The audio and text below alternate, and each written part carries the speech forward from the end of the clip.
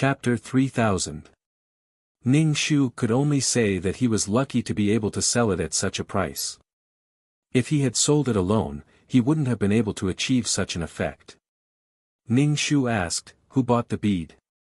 Was it the person who bought the spirit stone?" Since he had bought the spirit stone, he would definitely try his best to get the bead. That way, he would be able to absorb the spirit stone without any worries. Si Tian shook his head. He couldn't get it, but it was my turn immediately. He asked if I still had such a bead and if he could pay for it. The rarer something was, the more valuable it was. Everyone thought that there was only one bead, but there were more people competing for it. As a result, this item was sold at such a high price. Those who had spirit stones wanted the fire bead even more. Even those who didn't have spirit stones could refine their spirit balls, but the price was too high, so they would definitely give up. Those who had spirit stones might not necessarily do the same. Without the fire bead, the spirit stone was almost useless. He knew that it contained spirit power, but he couldn't absorb it. This feeling was fucking ridiculous. It was like there was money in front of him, but he couldn't spend a single cent. Si Tian sized up Ning Shu's expression and asked, "Mayor, do you still have such a bead? If you do, I can sell it at a high price." Ning Shu smiled and shook his head. "I don't have it. Even if he did, he wouldn't take it out so quickly." Si Tian calculated the account. 11 million spirit stones, 30 million fire beads, a total of 40 million. 10% commission and 4 million processing fee. I'll give you 36 million merit points. Si Tian transferred the merit points to Ning Shu and said, "Check carefully." Ning Shu had already seen the news. It was the first time he had so much money. In the blink of an eye, 25 million wasn't his anymore. With the remaining 10 million plus the 7 to 8 million he had, he wasn't that short of money with 20 million in his hands. Ning Shu said to Si Tian, "Sorry to trouble you." Si Tian said indifferently, "It's just business." Ning Shu nodded. Si Tian took 4 million from the commission alone. If she had to pick up trash, she would have to pick up 40 times to earn that much. 1 million fragments at a time, so he would have to pick up 40 million fragments to earn that much money. However, Si Tian had only auctioned off these two treasures, not to mention that he wasn't the only auction item. Some of the items were auctioned off, while others were items from the auction house. In short, holding an auction would earn him a huge amount of merit points. Ning Shu's eyes turned red. He did not know who was behind Si Tian. By the time Ning Shu paid the bill and left the auction house, the auction had already ended. The crowd was rushing towards the exit of the auction house. Ning Shu scanned with his spiritual force and found that the Chongsam man really came. He squeezed over and patted the Chongsam man on the shoulder and asked, "What do you want?" The Chongsam man turned to Ning Shu and said, "Let's talk outside." It was too crowded.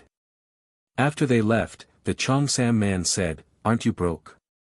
Why are you here to join in the fun?" The Chongsam man narrowed his foxy eyes. "Don't tell me you borrowed money to buy equipment for your gigolo." Ning Shu shook his head. "I didn't buy anything." "What did you buy?" The Chongsam man's face was a little pale. He hurriedly fanned himself and said, "Secondary fire bead." Ning Shu was speechless. Sure enough, the Chongsam man had a spirit stone in his hand. Ning Shu looked at him sympathetically. "Did you buy it?" "Yes, but someone kept raising the price. I even suspected that the auction house was rigged." The Chongsam man's face turned even paler. It was a fire bead worth more than 30 million. 30 million to buy a bead. It just so happened that he needed it. It was quite ridiculous. Ning Shu looked at him sympathetically. At the same time, he would never tell him that he was the one who sold the bead. The Chongsam man said, "It's not that I don't want to lend you money, but I took a fancy to a treasure. However, This bead appeared out of nowhere and I ended up spending all my money on it. Ning Shu shook his head. No, no. This time, the Cheongsam man really rolled his eyes, but he had to take it. The Cheongsam man looked at Ning Shu. You also came for the fire bead. I remember that you have a spirit stone in your hand. I'm just here to join in the fun. You know that I have no money. Ning Shu was a little afraid to talk with the Cheongsam man. He found an excuse and slipped away. Back in the system space, Ning Shu immediately replied to the skeleton, saying that he didn't see the news before and that he would pay the commission now. With money, Ning Shu spoke much more boldly. It was really cool to be rich. After Ning Shu paid the commission, his wallet shrank a lot. Ning Shu was so distressed that he felt suffocated. He was so sad that he wanted to cry. Fortunately, he still had nearly 20 million merit points. Ning Shu exchanged some merit points and went to the world of samsara with a basket. Li Si was guarding these skeletons closely. These skeletons were very dull now. It seemed that they really didn't move much. They just stood there, motionless. Or they sat on the ground and seemed to be thinking. Skeletons were really wise to think. Ning Shu shouted, "Babies, come and eat something. Line up. I'll earn some money and have a good meal." Ning Shu gave Li Si 3 merit grains and said, "If you jump into the reincarnation pool again, I'll press you down and you can't get up." Li Si waved his hand guiltily. "You don't have to give it to me. Just give it to them. I've already eaten a lot." This time, Li Si knew that Ning Shu was angry when he jumped into the reincarnation pool. Ning Shu still gave him the merit grains. "Your body is covered in white and gold. It's ugly." He looked like he had vitiligo. "In the future, you'll have one more task. That is to watch these skeletons and be careful of the souls that are plotting against you." Ning Shu said to Li Si. "When the skeletons are cultivated, you'll have time to find your master." Maybe because there were skeletons, Li Si was no longer so unique. Even if he went to find Pai Lupi, Ning Shu wouldn't care much. As for the merit points spent on him, it would be Li Si's reward for guarding the reincarnation pool. After all, guarding the reincarnation pool every day was very boring. Ordinary people couldn't hold on. "Thank you. I know. I'll definitely teach them everything I know," Li Si said solemnly. To be fair, she had been kind to him since they met. "But, damn master, where are you now?" Ning Shu said, "There's no hurry now. Teaching them can wait for a while." The skeletons were very weak now. There was no hurry to teach them. What they needed now was the blessing of merit. The merit would make them stronger before teaching them. If they were too anxious now, they would only collapse the skeletons. These skeletons were painstakingly made by Ning Shu. Even in the process of cultivation, some would be eliminated. Ning Shu hoped that these skeletons could survive and become stronger during the cultivation process. Chapter 3001. If she lost a skeleton, Ning Shu felt that she would cry. She might have fallen in love with skeletons. The skeletons had already lined up. The line was very long and they were very obedient. No one cut in line. These skeletons were still in the stage of cognitive impairment. After a while, their personalities would be revealed. This time, Ning Shu gave 2 merit points to each skeleton, which cost more than 4.8 million. Including the exchange difference, she spent 5 million. It sounded like a lot, but there were only 2 merit points in the hands of these skeletons. The skeletons opened their mouths and Ning Shu threw them into their mouths. When she met a marked skeleton, she would give 1 more merit point. "I will give you some merit points in the future. Feed them regularly," Ning Shu said to Li Si.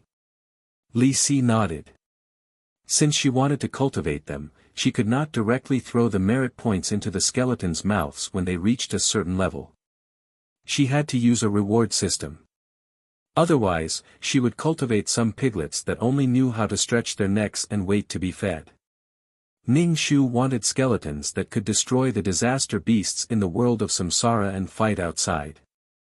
Otherwise, why would she spend so much merit points? After feeding the skeletons the merit points, crunching sounds could be heard. These skeletons had serious expressions as they chewed on the merit points. They spat out some that they could not chew and then put them into their mouths to continue chewing. Their mandibles moved. Ning Shu supported her chin and looked at these skeletons. The more she looked at them, the more she felt that they were delicate and pretty. She felt that skeletons were not scary at all. Instead, they were quite cute. Even when they were eating, they were so cute. Her aesthetic was gradually changing, but Ning Shu was very happy. I'm leaving. Look after them. Ning Shu held the black bone umbrella and left. She was going to find Elder Qi and ask him about the law of space. She wanted to know why the law of space she comprehended could not quickly build a long and sturdy space passage. She was always troubling others. She wondered if Elder Qi was still hiding. He should have come out to set up a stall. Ning Shu went to the alley in the Time City to find Elder Qi. He couldn't figure out why Elder Qian, who was a master of the space laws, didn't set up a stall in his own spatial city. Why did he have to come to the Time City? In short, he had no idea what these experts were thinking. Fortunately, Elder Qian had already come out to set up his stall. Elder Qian stroked his beard and asked Ning Shu in high spirits, "Young lady, what information do you want to buy?" Ning Shu said, "You're fine. After you left, the judge came. It's fine. If it wasn't, I wouldn't have set up my stall here," Elder Qian said. "Whatever news you want, you can find it here." Ning Shu was not in a position to ask Elder Qian what punishment he had received. It was mainly because they were not familiar with each other and some things were not appropriate to ask. Ning Shu said, "Actually, I'm here to ask you something." Elder Qi said, "By a spatial tunnel." Ning Shu shook his head. "I don't need it." Elder Qi said, "By a spatial tunnel." Ning Shu said, "I'm not here for news. I have something else to ask you." Elder Qi said, "By a spatial tunnel." Ning Shu was speechless. All right, he had to buy a spatial tunnel to continue the conversation. Ning Shu asked, "What treasures are you looking for this time?" Elder Qian said in a low voice, "Information about the world tree." Ning Shu touched the meatball on his head reflexively. The world tree did not need it. Ning Shu shook his head. "I don't need the world tree. Is there any other information?" Elder Qian said in a low voice, "It's about the secondary fire pearl. The pearl has been on fire recently." Ning Shu was speechless. Ning Shu shook his head again. "I don't need it either. There are other things, such as soul crystals and spirit stones." "There are, but some things are restricted now. There aren't many tunnels." "Something like that happened a while ago," Elder Qian said. Ning Shu nodded to show that he understood. He asked, "Then what other treasures are there?" Elder Qian said, "How about the law of nothingness?" Ning Shu was speechless. "Old man, why do you always poke at my sore spot? These things are too dangerous." "Did you make them?" Ning Shu asked, "What's the law of nothingness? Did the world of nothingness give birth to these things?" Elder Qian stroked his beard and nodded. "Yes, but it's not big. These things are best used against enemies. Just throw a basin at them and they won't survive. Hurry up. I've already sold a few spatial tunnels." Ning Shu quickly shook his head. "I don't want this." She did not want to play with this thing at all. She had not solved one problem at home. If another one came, she would definitely go overboard. Playing with the law of nothingness was like playing with fire. If she was not careful, she would die. Ning Shu asked uncertainly, is there really someone who bought the information to find this thing? Was he not afraid of being devoured? Thinking about the boundless law of nothingness in the ultimate martial arts, Ning Shu was worried sick. He would not go looking for such a thing to cause trouble for himself. Moreover, there were so many treasures in the world. It was impossible for all of them to be his. Ning Shu was quite indifferent to what he had lost. Elder Qian said, of course there will be people looking for it. Even if they don't need it, they can sell it to others. There will always be people who will buy it. Ning Shu was speechless. Old man, you're poking at my lung again. She had bought the law of nothingness. It turned out that the one she had bought before was found by someone else and sold to a fool. Ning Shuzhen's heart was really stuffy. She said dispiritedly, is there anything else? Elder Qian felt that this girl was really hard to please. She could not do this or that, so he asked, then do you want a majestic mount? Ning Shu was speechless. Old man, where am I going to put my majestic mount? Where should I put it? She already had a lot of skeletons to feed. She really did not want to get a mount. A mount that was too powerful probably would not be willing to be ridden by others. Although Ning Shu wanted to use the space passage to attract more attention and ask Elder Qian some questions about the law of space, he could not just buy one casually. This kind of passage could easily cost millions of merit points. Ning Shu was not so rich that he could get 1,000 merit grains for 1 million merit points. Elder Qian said, what do you want? Ning Shu rolled his eyes and asked, is there anything that can deal with the law of nothingness? Since the law of nothingness could be born, there must be something corresponding to it. Otherwise, when the law of nothingness expanded, it would swallow everything in its path. Elder Qian narrowed his eyes and thought for a while. I haven't found anything yet. Pick something else. Ning Shu said, then pick a world with soul crystals. He stored some soul power. By the way, the space passage I bought from you last time was connected to the territory of His Excellency. Did you know that I was almost eaten by His Excellency? No, she had been swallowed by the guardian of her world of samsara. She was almost digested. Chapter 3002. How impudent of him. His Excellency actually acted as if nothing had happened and even blamed the black fog for having diarrhea because he swallowed her.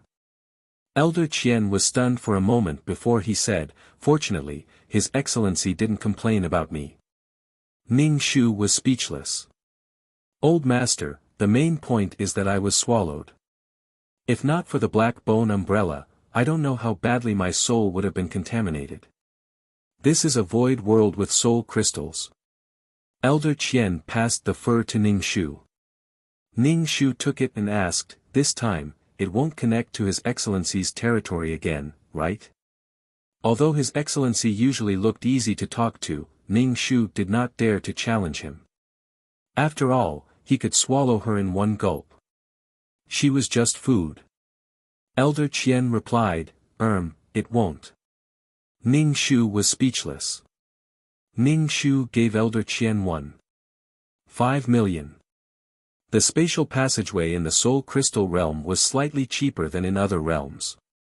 After keeping the spatial passageway, Ning Shu lowered his posture and said to Elder Qian, I have something to ask you this time.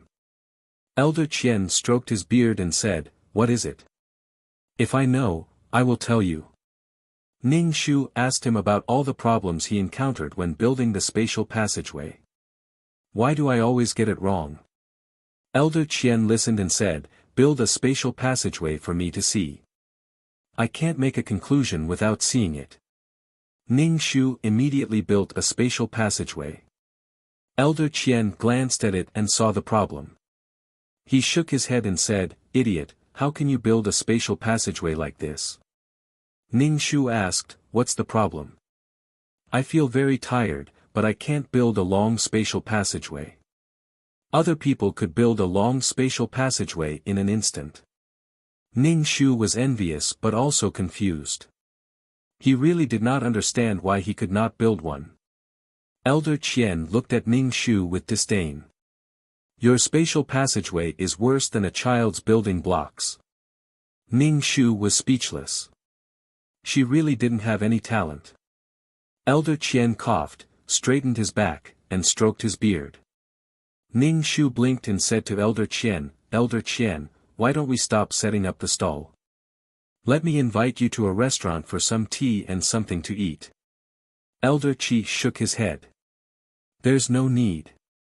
I have a business to do. If I leave, do you know how much of my business you'll be delaying? Ning Shu had no choice but to go to the restaurant and buy some drinks, tea, pastries, and some delicious dishes, which cost him a little money. If you want to consult someone, you have to have the attitude of a person asking for advice. He did not know when he would be able to figure it out. There must be something to learn from the three human forms. Furthermore, Elder Qian was the embodiment of the law of space. Obtaining some guidance from him would be much better than pondering over it for 100 years. Ning Shu put the things down. Elder Qi, I bought something for you to moisten your throat. Thank you, but how can I accept this? If I let you spend so much money, others will say that I'm taking advantage of the younger generation. Elder Qi waved his hand and refused. Ning Shu wanted to scratch his head. He knew that he had to tickle Elder Qian's itch. Elder Qian said, the way you build the stabilizing frame is wrong. It's too dense and wastes mental energy. It's too slow. You only need to build a stabilizing tripod at the key points. Have you ever seen a bridge that needs to be supported by dense piers? Ning Shu shook his head. No. Other than stabilizing the interior, you also need to stabilize the exterior of the spatial passage. You only know one thing but not the other. Elder Qian poured some wine and said to Ning Shu, try to find a suitable spatial node. Don't build a triangular shape that stabilizes the spatial passage. Do you understand? Ning Shu scratched his head. How do I find one? You build it first. Elder Qian was expressionless. Build the passage first, then find a suitable spatial node to reinforce it. Do you understand? Why are you so stupid? It's like building a bridge. Other than the body of the bridge, you also need the support of the piers. You can't just build a passage. Do you understand? Stupid. Ning Shu said, I'm just stupid in this aspect. Ning Shu built a spatial passage and looked at Elder Qian. Elder Qian took a sip of wine. Build a structure that stabilizes the passage at a certain distance. For example, a tripod. Ning Shu built one at a certain distance. Elder Qian said, just build one at a certain distance. Why are you so afraid of your spatial passage collapsing? Ning Shu had no choice. He could only let himself loose and build a passage at random. Then, he built a support at a random point and asked Elder Qian, can I? Elder Qian glanced at him. Yes, stabilize the exterior. Ning Shu asked carefully, how do you stabilize the exterior? She had always stabilized the interior. She had never heard of stabilizing the exterior. This was the consequence of working behind closed doors. Some things needed some inspiration. She had only just met Elder Qian. Otherwise, she would have come to ask for his advice. Elder Qian did not want to say anything. No one taught you. I blindly tried to figure it out myself. I spent a lot of time, but I couldn't figure it out. Ning Shu said honestly. The exterior is also stabilized by connecting the spatial nodes. It's like tying a rope to something. This thing will be stable and won't run around. Oh. Ning Shu suddenly understood and started to build spatial nodes around her. Ning Shu said to Elder Qian, Elder Qian, I'm done. Elder Qian, what an idiot with no ideas of her own. However, being able to figure out spatial nodes was better than not being able to enter a spatial door. However, this girl really had no talent in this area. It was fine if she could use spatial laws, but she definitely could not play around with them. She could not understand more of the mysteries of space. After all, space and time were high-level laws. Elder Qian said, "Go in and see if the spatial passage you built is stable." Ning Shu nodded. Then, she lifted her skirt and bent down to walk into the spatial passage. She bounced around and was actually very stable. Ning Shu walked from one end of the passage to the other. The spatial passage was very stable. Ning Shu removed the spatial passage and focused on building the passage. When she opened her eyes, she found that she had built a very long spatial passage. And it was not very tiring. Ning Shu was excited. She could finally build a stable spatial passage. Ning Shu immediately thanked Elder Qian. "Thank you, Elder Qian." "Thank you." Elder Qian nodded elegantly. "By another spatial passage." Ning Shu, seeing Elder Qian's serious expression, Ning Shu could not help but ask, "Elder Qian, is your business not good recently?" How can my business not be good? It has never been bad." Elder Qian looked at Ning Shu expressionlessly. Ning Shu had no choice but to buy another spatial passage. It was still a passage to find soul crystals. This one was cheaper, so Ning Shu could only buy this one. After chatting with Elder Qian for a while, Elder Qian came for business. Ning Shu said goodbye and left. She wanted to go back and strengthen the spatial passage between the fourth level of Nine Palace Mountain and the world of Samsara. Chapter 3003. When she built the space passage, she only stabilized the inside but not the outside. This was a hidden danger that had to be solved. If she didn't reinforce it, the passage might not last long. She might have to rebuild it if it collapsed. Ning Shu came to the world of Samsara and reinforced the space passage. Indeed, the seniors had more experience and were more practical. He had been comprehending for so long but he still couldn't figure it out. Ning Shu felt that he was really stupid in this aspect. He had no talent. He reinforced the spatial passageway several times before he finally gave up. Ning Shu hoped that the spatial passageway could last a little longer.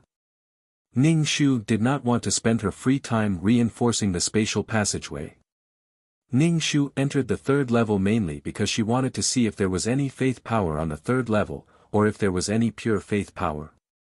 As time passed, there would be less and less pure power of faith. There would be less and less people who believed in her. Even the faith wouldn't be pure anymore.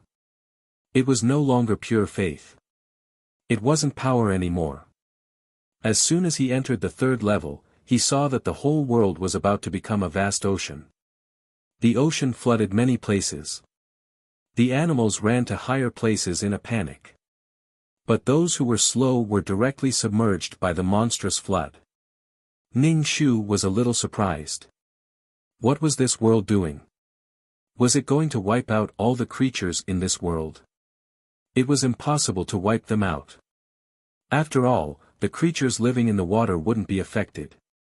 Was it going to wipe out the creatures on the land and then start to develop new creatures? Everything that happened in the world could be said to be controlled by the heavenly axiom. It was like a country that would be controlled. This control could be good or bad. Generally speaking, the control of the heavenly axiom rarely went wrong. If it was really easy to go wrong, then there was a problem with the heavenly axiom. The creatures in this world were all foreign. Ning Shu guessed that the heavenly axiom might not be able to accommodate these creatures. That was why there was such a control. If the heavenly axiom wanted people to die, how could they not die? When people died and entered the world of samsara, they would be reborn. But there was no creature that wasn't afraid of death. Creatures didn't know that they could be reborn. Even if they were reborn, they wouldn't be themselves anymore. They wouldn't be the same person. From a macroscopic point of view, the definition of an individual was not important. What was important was the balance between generations. Therefore, Ning Shu did not understand what was going on in this world. His ears were filled with the prayers of the savages, the cries of blood. The language that she could not understand was filled with fear and pleading. Ning Shu blocked out these prayers as they were really messing with her thoughts. Ning Shu planned to communicate with the heavenly Tao of this world to understand if the regulation had gone out of control or if this was a situation that the heavenly Tao was happy to see. Ning Shu casually plucked 2 leaves and formed a seal with both hands, using the leaves for divination. However, the leaf was annihilated by an unknown force and disappeared. Ning Shu didn't even see the results of the divination. What was the meaning of this situation? He didn't even say anything. He tried to communicate with you, but you snorted and turned your head to the side. Can't we talk nicely? Ning Shu nodded with his finger, and the raging waves instantly froze into ice, freezing the seawater. Ning Shu plucked 2 more leaves and began to communicate with the heavens through divination. This time, the leaves did not suddenly disappear. Ning Shu asked questions in his heart and obtained information from the divination. In any case, the divination said that the burden of the world was about to be reduced, which was why such a thing happened. The result of regulation was that it could not accommodate so many living beings, especially since this world was not a complete world. However, it seemed that the entire world was about to be drowned. Now, many living beings had drowned. Ning Shu scattered the leaves and asked if the heavenly Tao was almost done. If this continued, the entire world would be drowned. The leaves did not respond. Ning Shu tapped with his finger, and the frozen seawater thawed and calmed down. At a glance, 3/4 of the world was ocean.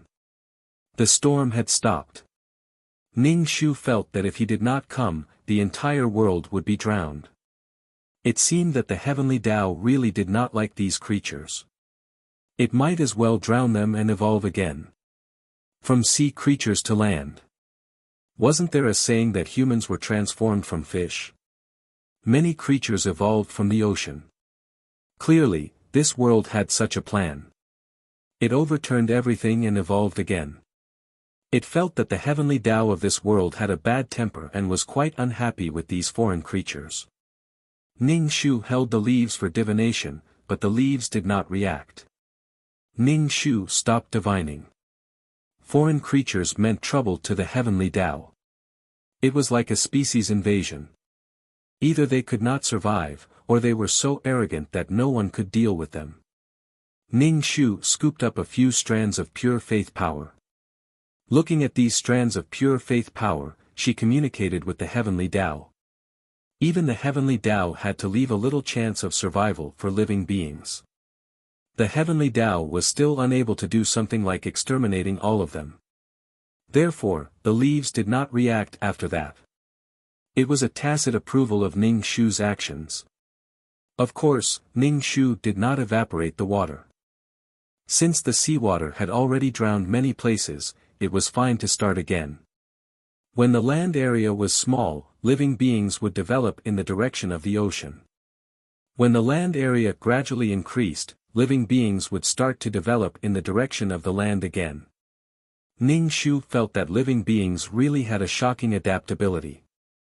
Of course, those who did not adapt would also be eliminated. The chanting in his ears was mixed with joy. The joy of surviving, and there were more threads of faith power. Ning Shu rolled up these threads of faith and put them away.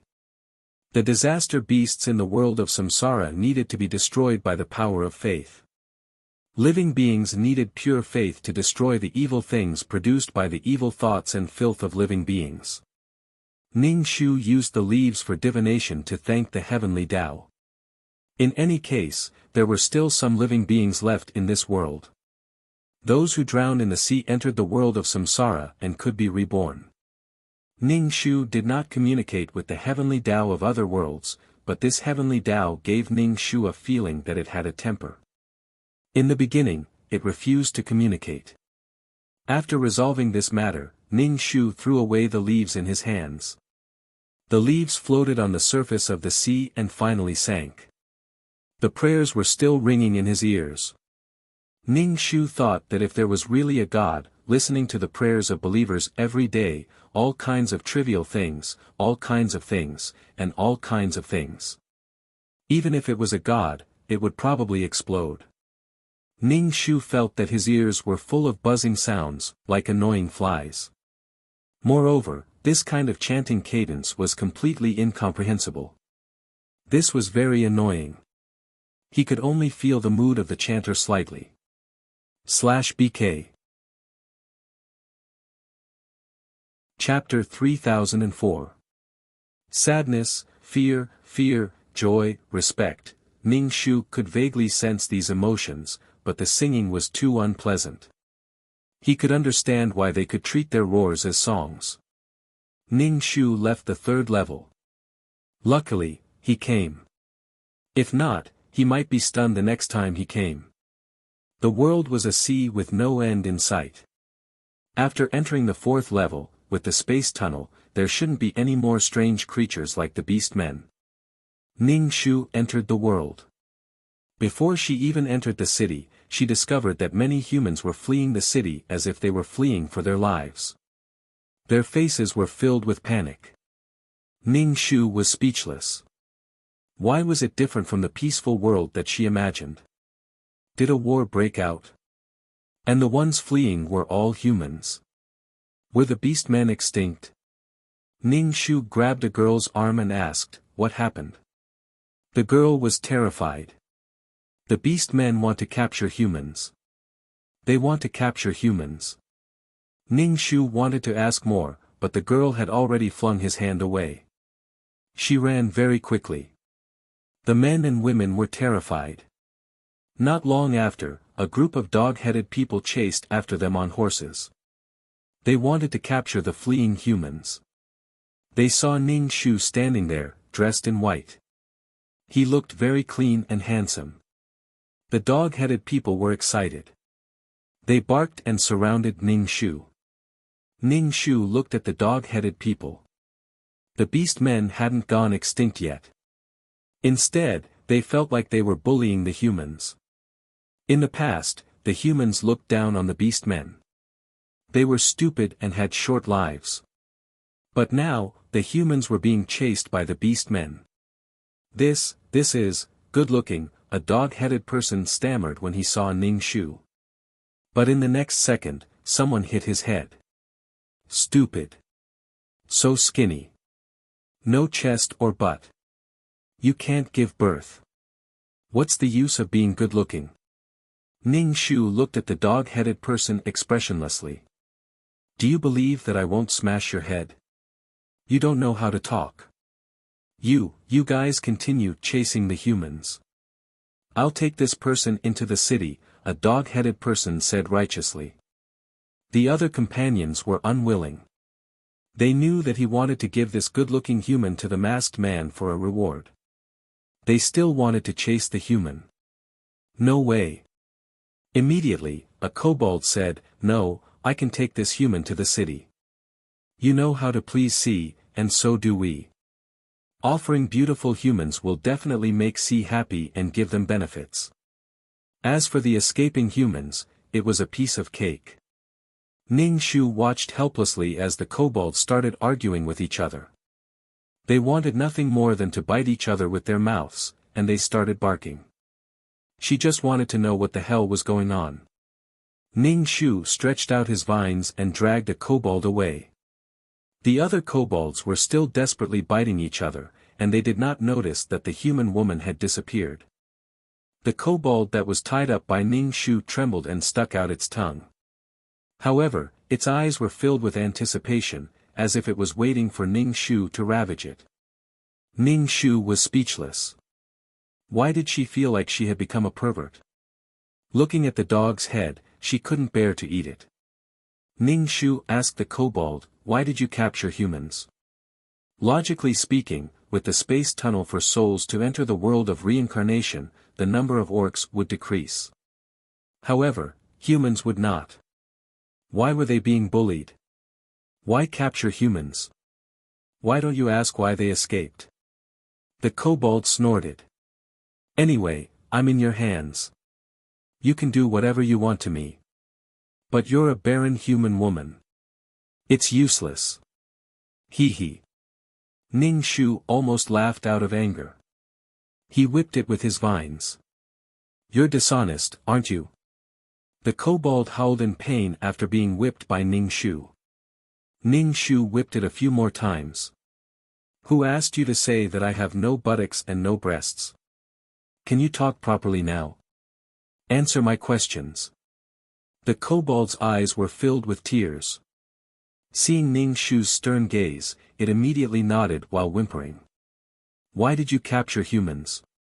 It was not that Ning Shu was siding with anyone, but the current situation really confused Ning Shu. To give birth to babies, the kobold said. What does giving birth have to do with humans? Ning Shu could not figure it out. The kobold asked in surprise, Are you from the countryside? You don't know.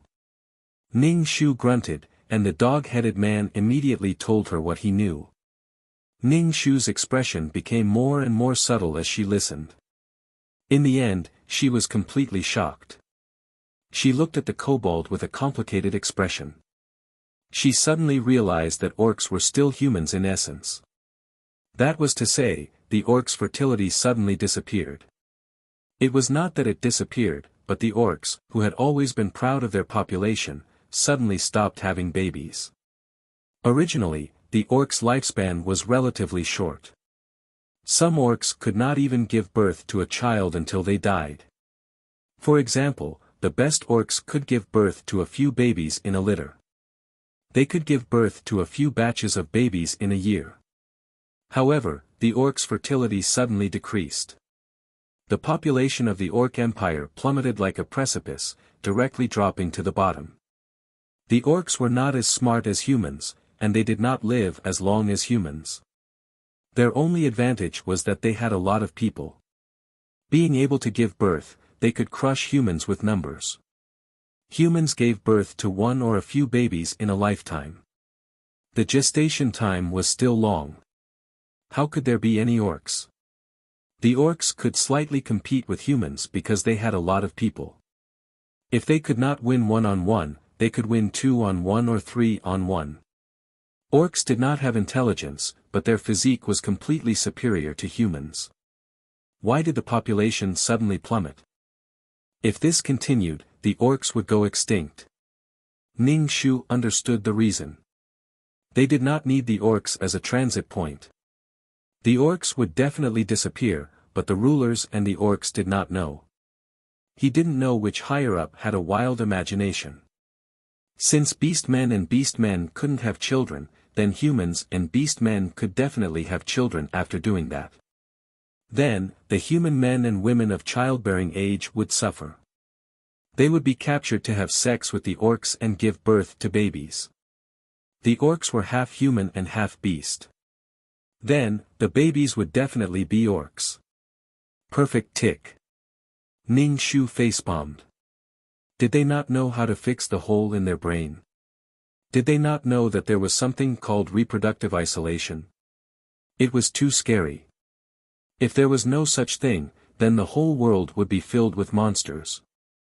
Once this policy was implemented, it seemed to become a carnival for the orcs. However, the humans were in a terrible state. The men wanted to have sex with the female orcs. The women were even more unlucky. They were almost raped by the orcs, making them pregnant. That was really a breakdown of etiquette. There was sex everywhere. /BK. Chapter 3005. These orcs had the heads of animals and were forced to have sex with such people. One could imagine how they felt. In the past, orcs were despised by humans. They suddenly let go of themselves and grabbed a human on the street and started having sex with her. It was said that they were contributing to the empire's population. It was also quite satisfying to bully the humans who despised them. In this situation, there were also people giving birth. Orc females and human females were pregnant and had children. But the children born were really deformed. They either grew thick hair or had ferocious facial features. They died not long after birth. More died in the womb.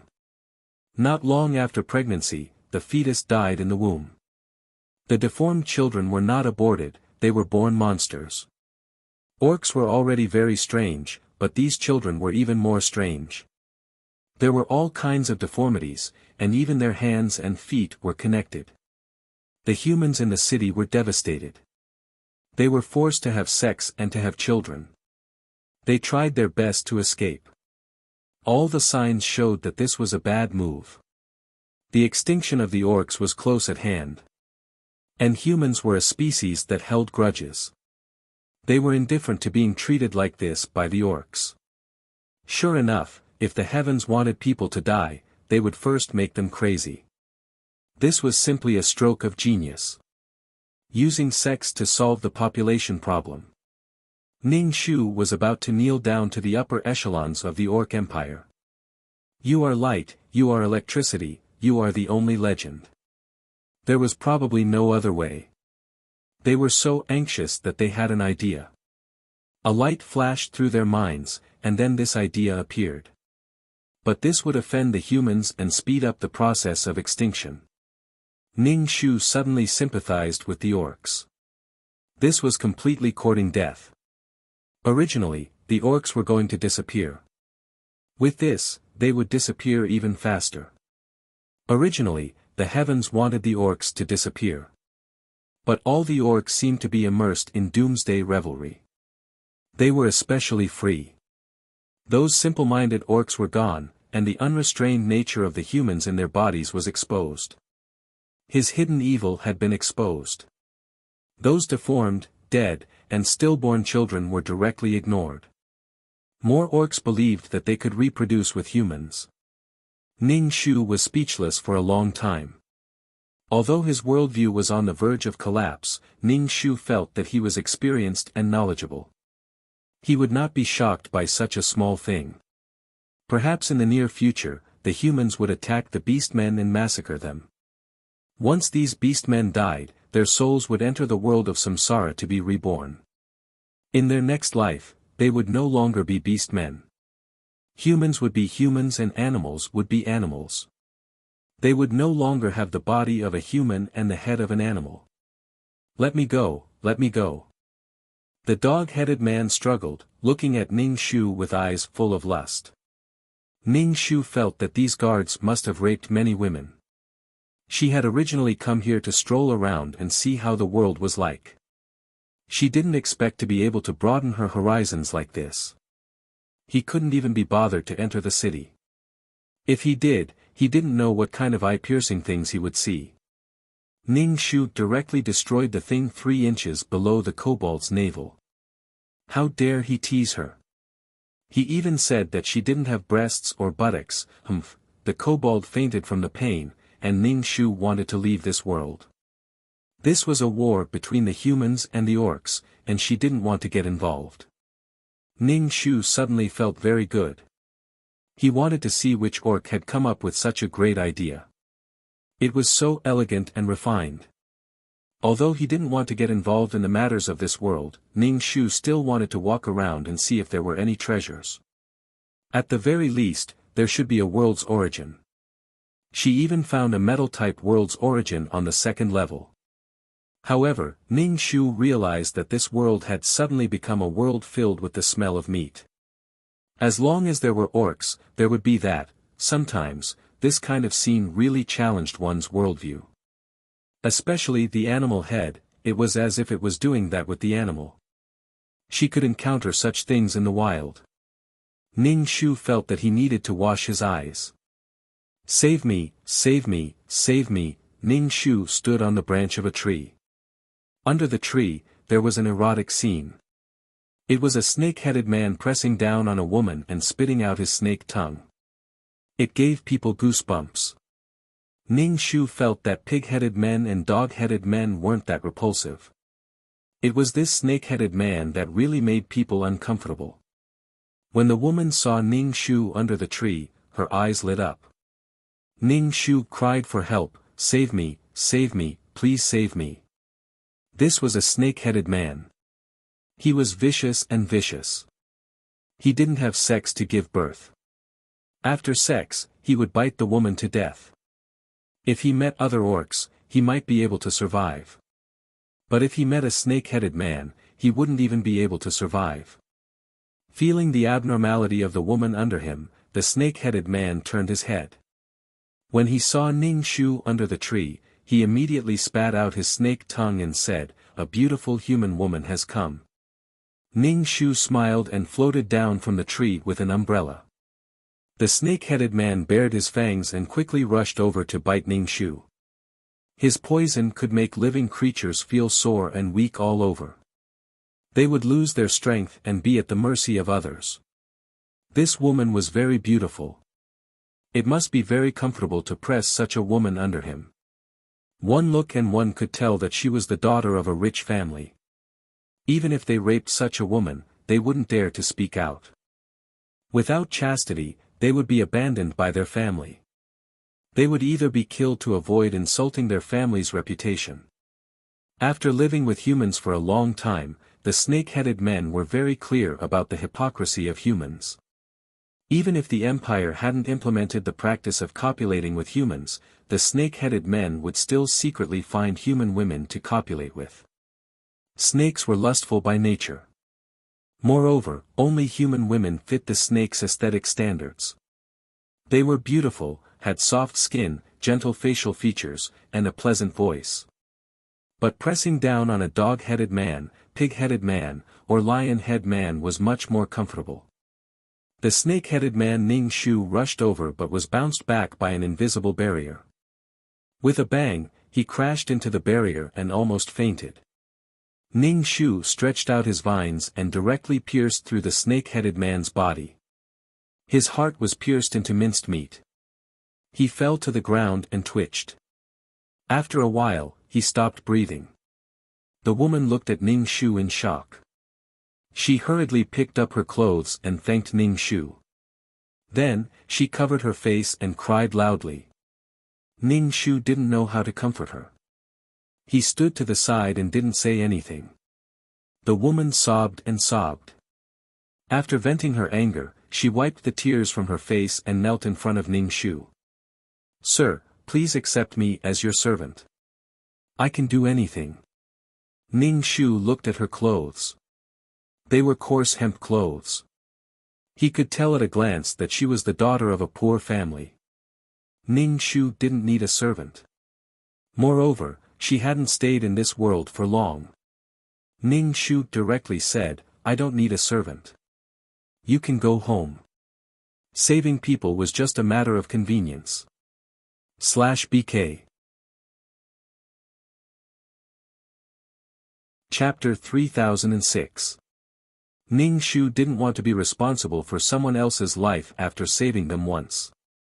On the phone, when the woman heard Ning Shu's rejection, her expression became even more desperate. Even her body couldn't help but tremble. "My lord, please accept me. I really can do anything. Let me follow you and be your slave." Ning Shu was helpless. He squatted down and patted the grass on her shoulder. "I don't need you to be my slave. Go home."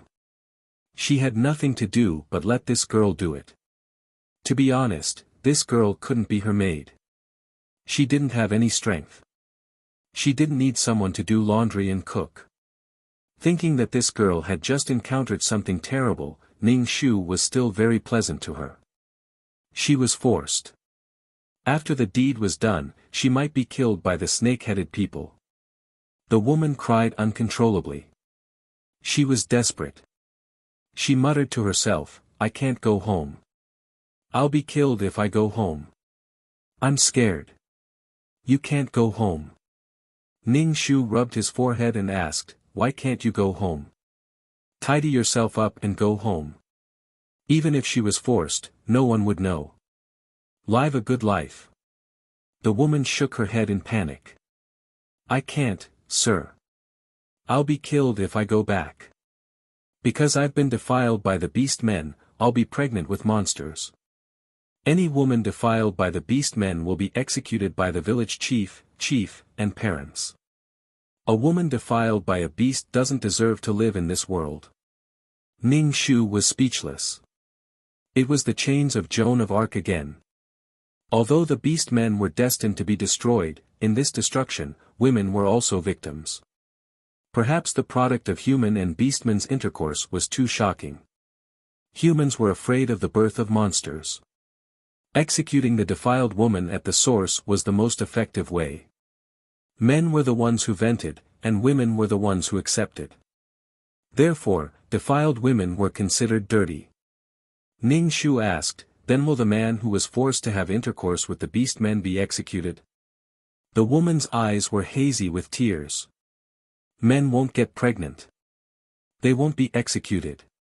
So, it was a woman's fault for giving birth. Ning Shu said, "It's not so easy to get pregnant. Don't worry, you won't get pregnant." She had interrupted the process of masturbation midway, and there was also reproductive isolation. It was not that easy to get pregnant. The woman shook her head, her expression twisted. "Even if I'm not pregnant, I will still be executed.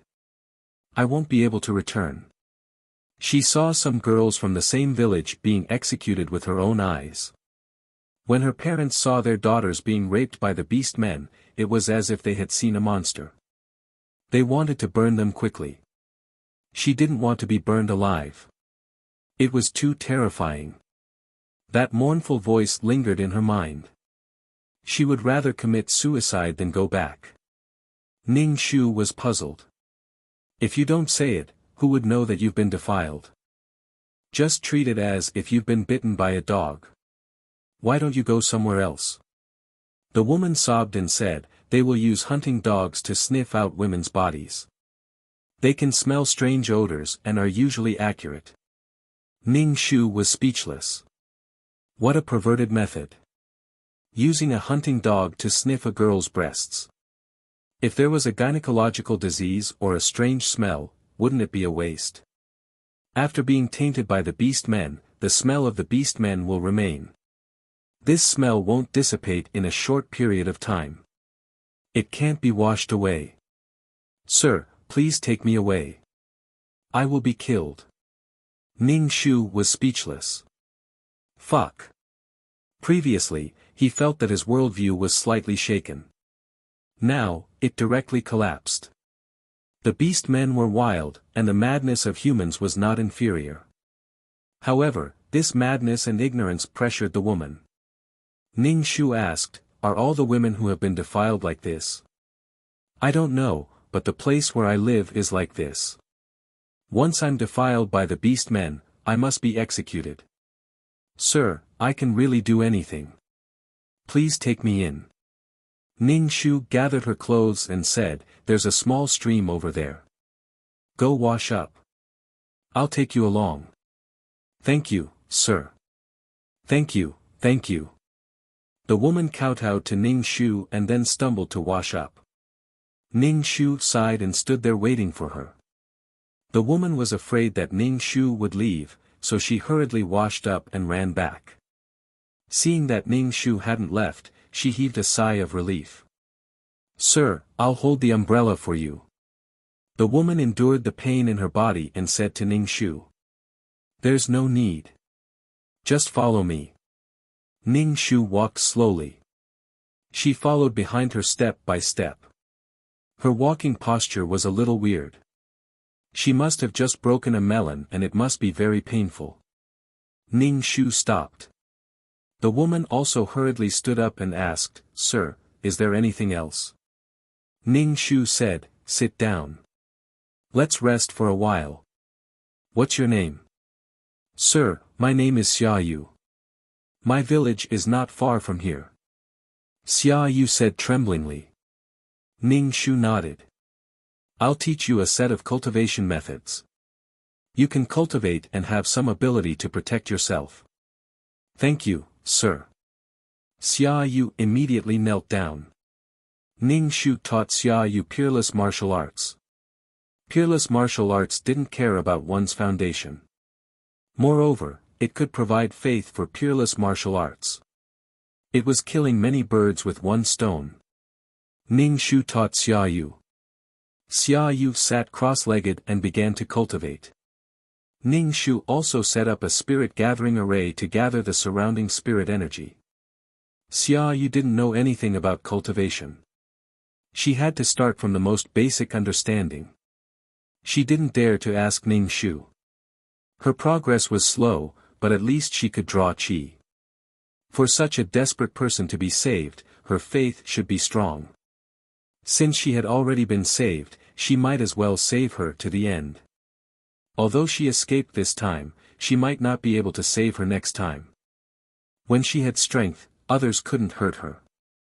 Xia Yu's meridians were small, and her water pipes were small. There wasn't much water flowing. Her cultivation was also at an average level. However, if she used other secret manuals, she definitely wouldn't even be able to enter the door. When they arrived at the town, Ning Shu bought her a sword for self-defense. Xia Yu was once again grateful. Even the wind blowing in the town had a perverted smell. As long as there were beast men, there would be this smell. Xia Yu saw beast men defiling women on the street. She was so angry that she wanted to cut the beast men with her sword. However, she was afraid of causing trouble for Sir. The woman's scream made Xia Yu very afraid. Her entire body trembled. Ning Shu said, "If you want to save her, then save her." "Sir, I'm not strong enough. Will I cause trouble for you?" Xia Yu hesitated. Some beast men had already surrounded them. They stared at Ning Shu and Xia Yu and were about to pounce on them in the next second. The current beast men might have released their bestial nature. They were different from the stupid beast men from before. Xia Yu's body was trembling. She stood in front of Ning Shu and said, "Sir, you go first." These beast men weren't very strong. It could be said that they didn't have any strength. Their physiques just looked stronger. "You go. Let me see your strength." Ning Shu didn't want to move at all, /BK. Chapter 3007. Ning Shu and Xia Yu were surrounded. In this situation, the two women were just food. It would be strange if these orcs didn't attack. Perhaps he would be able to impregnate a human woman and give birth to a child. The child would be a great contributor to the empire and would be rewarded with delicious food and a comfortable house. Now that there was a problem with the orc population, whoever saved the population of the empire would be the hero of the empire. "Give me a girl and I can save the empire." The two weak women appeared in front of them and their mission as citizens of the empire flashed in their minds. Get them pregnant, get them pregnant. Xia Yu was so scared that she trembled, especially after being defiled by the orcs. Now that she saw these orcs, she felt fear instinctively. She trembled so much that she almost couldn't hold her sword. She blocked in front of Ning Shu and almost cried. Xia Yu said to Ning Shu, "Sir, leave quickly, leave quickly." There were a few orcs. Ning Shu didn't want to attack such weak scum at all. He said to Xia Yu, "Your chance to take revenge is here. You can kill these orcs who defiled you with your own hands." I don't dare." Xia Yu shouted in her heart. She had never fought with anyone before, let alone a tall and strong beast man. The way he looked at them was green and full of desire, making Xia Yu flustered. She didn't think of killing these orcs at all. And Xia Yu didn't dare to kill people. Ning Shu just said, "If you don't kill them, we will all be defiled. They won't let us go." A orc laughed, but his pig head looked as ugly as it could be. If one was pressed under his body, one would feel like they were being raped by a pig. It couldn't be worse. The orc was probably the ugliest orc, second to none. "Don't be so resistant. We will make you happy. We won't hurt you. We just want you to give birth to children." The orc patted his chest and looked righteous. There was no one else. He felt that this policy and reward had released the evil in the orcs' hearts. Everything could be attributed to the Empire. They glorified what they did. Yes, it was righteous and right. Then, he could do these things with a clear conscience without any psychological burden. He reckoned that the person who came up with this idea must be a human spy, so this orc would offend more and more people. Even if they realized that this policy and idea were wrong, things were already like a wild dog that was out of control. There was no turning back. According to the stupid minds of the beast men, they had already engraved something in their minds. Moreover, this kind of thing would give them the pleasure of abusing others. It would make them feel happy, and it could never be corrected. The orc was adamant that this was right. Xia Yu was so angry at the beastman's shameless words that her eyes were bloodshot. Why should I let you defile me? Why should I give birth to your child? Have you asked for my opinion? Using violence to force weak women to give birth to children. The children she gave birth to were either deformed or stillborn. There were even constant miscarriages. These violent beast men would never know the extent of the damage to their bodies. Ning Shu pushed Xia Yu from behind. Xia Yu was holding a sword in her hand.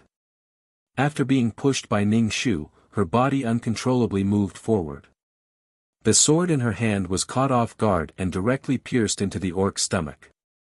The sword was extremely sharp and pierced through the orc. She killed someone. Xia Yu's mind was in a mess. She was completely stunned. The killed orc clutched his stomach and tried to stop the blood in fear.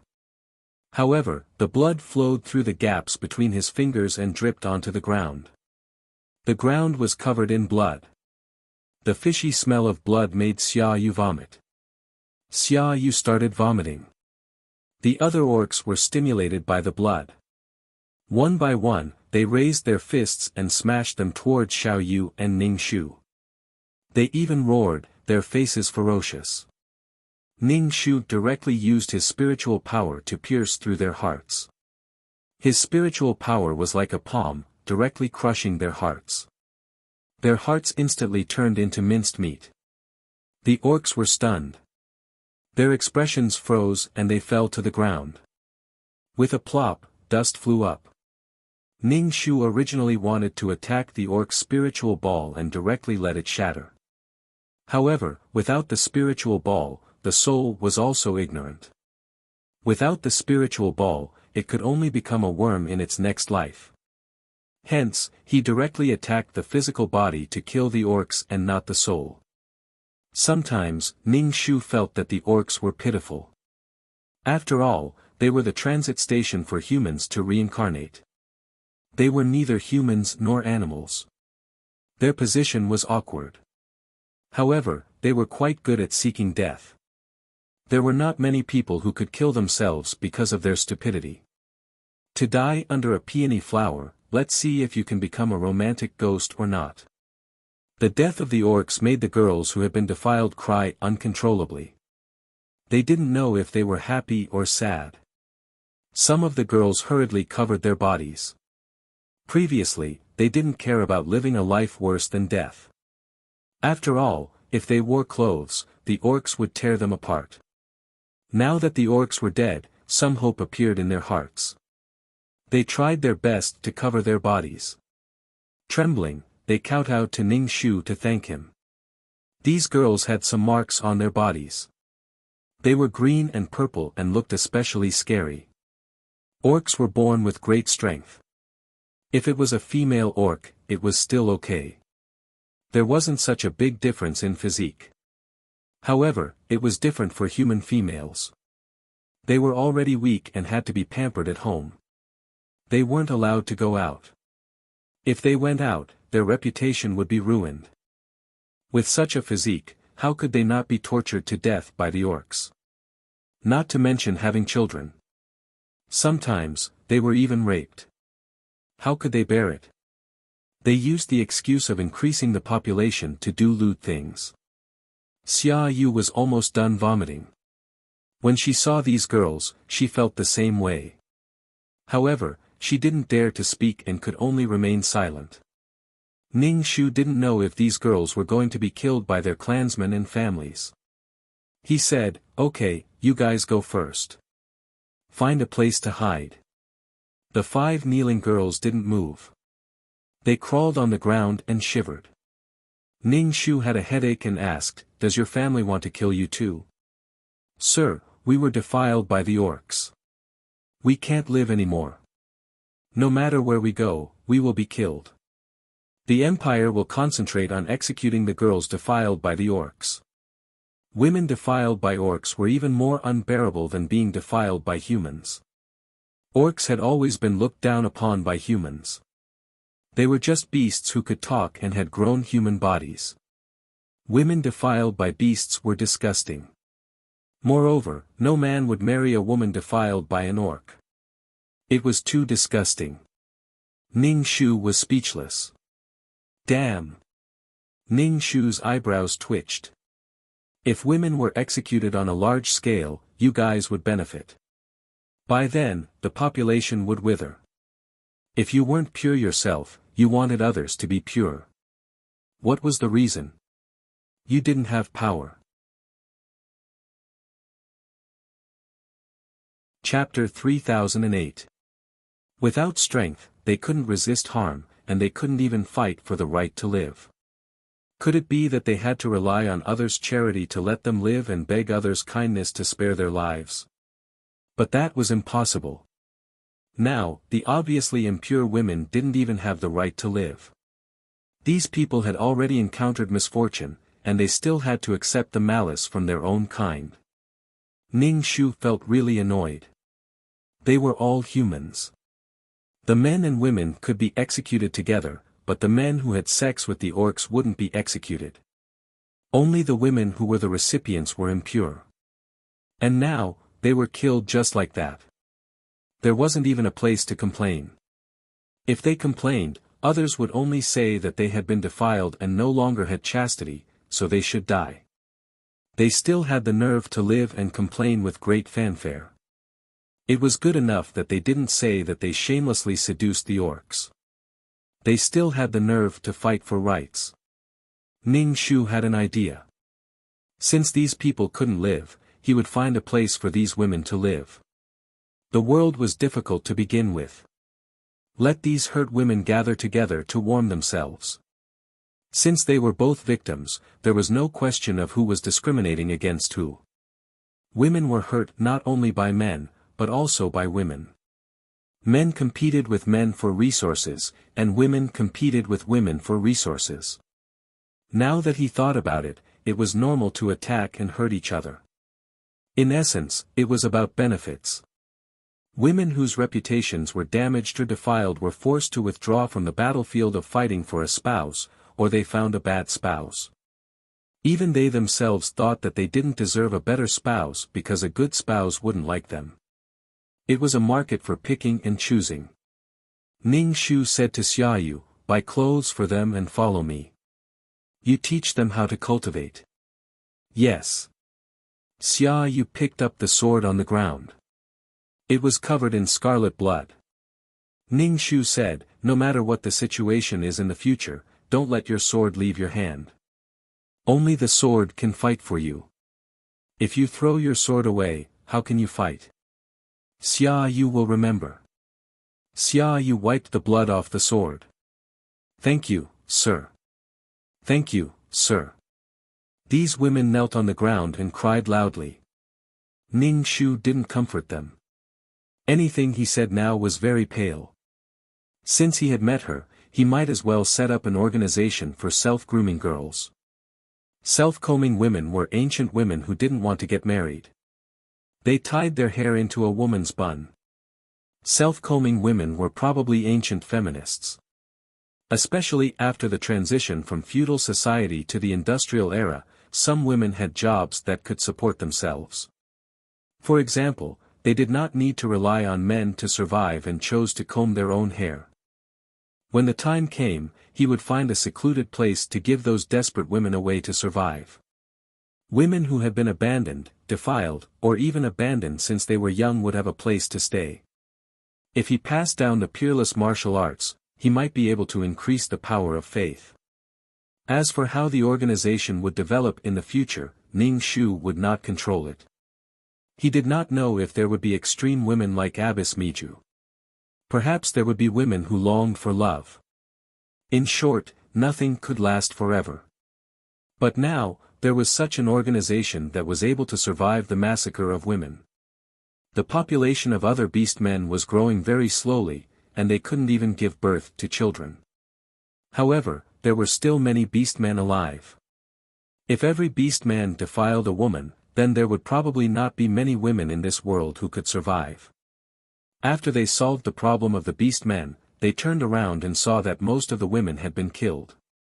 Hee, if you want to marry a wife in the future, you can keep dreaming. No matter how much money you spend, you won't be able to get a wife. The town was not small. The commotion here quickly attracted more beastmen. Who killed the brave warriors of the great empire? The leader of the beastmen saw that his subordinates had been killed and immediately questioned Ning Shu. Ning Shu was dressed in white. Under the sunlight, he emitted a halo. He was as eye-catching as an incandescent lamp. The beastman pointed at him. Did you kill them? When the women saw the beastmen coming, they panicked and hid behind Ning Shu. Ning Shu nodded. I said it. They wanted to defile me, so I killed them. How dare you? Just because they wanted to have children with you, you killed them. The beastman was shocked. He looked at Ning Shu as if he was looking at a homicidal maniac. Ning Shu was speechless. How could they communicate with different views? The beastmen and humans had completely different views. To them, this was completely the right and just thing, but you killed the people who were doing the right thing. Ning Shu said, I don't feel good. I don't like it. I don't want to. I think they were hurting me. Why can't I kill them? Forget it. It was a complete waste of time to talk to the one-track-minded beastmen. Xia Yu came back with some clothes. When she saw the beastmen, she stuffed the clothes into the arms of a woman. She pulled out her sword and stood in front of Ning Shu. She looked at the beastmen warily. Sir, should we kill them all? If we let them go, they will go and defile other women. Xia Yu's hand trembled.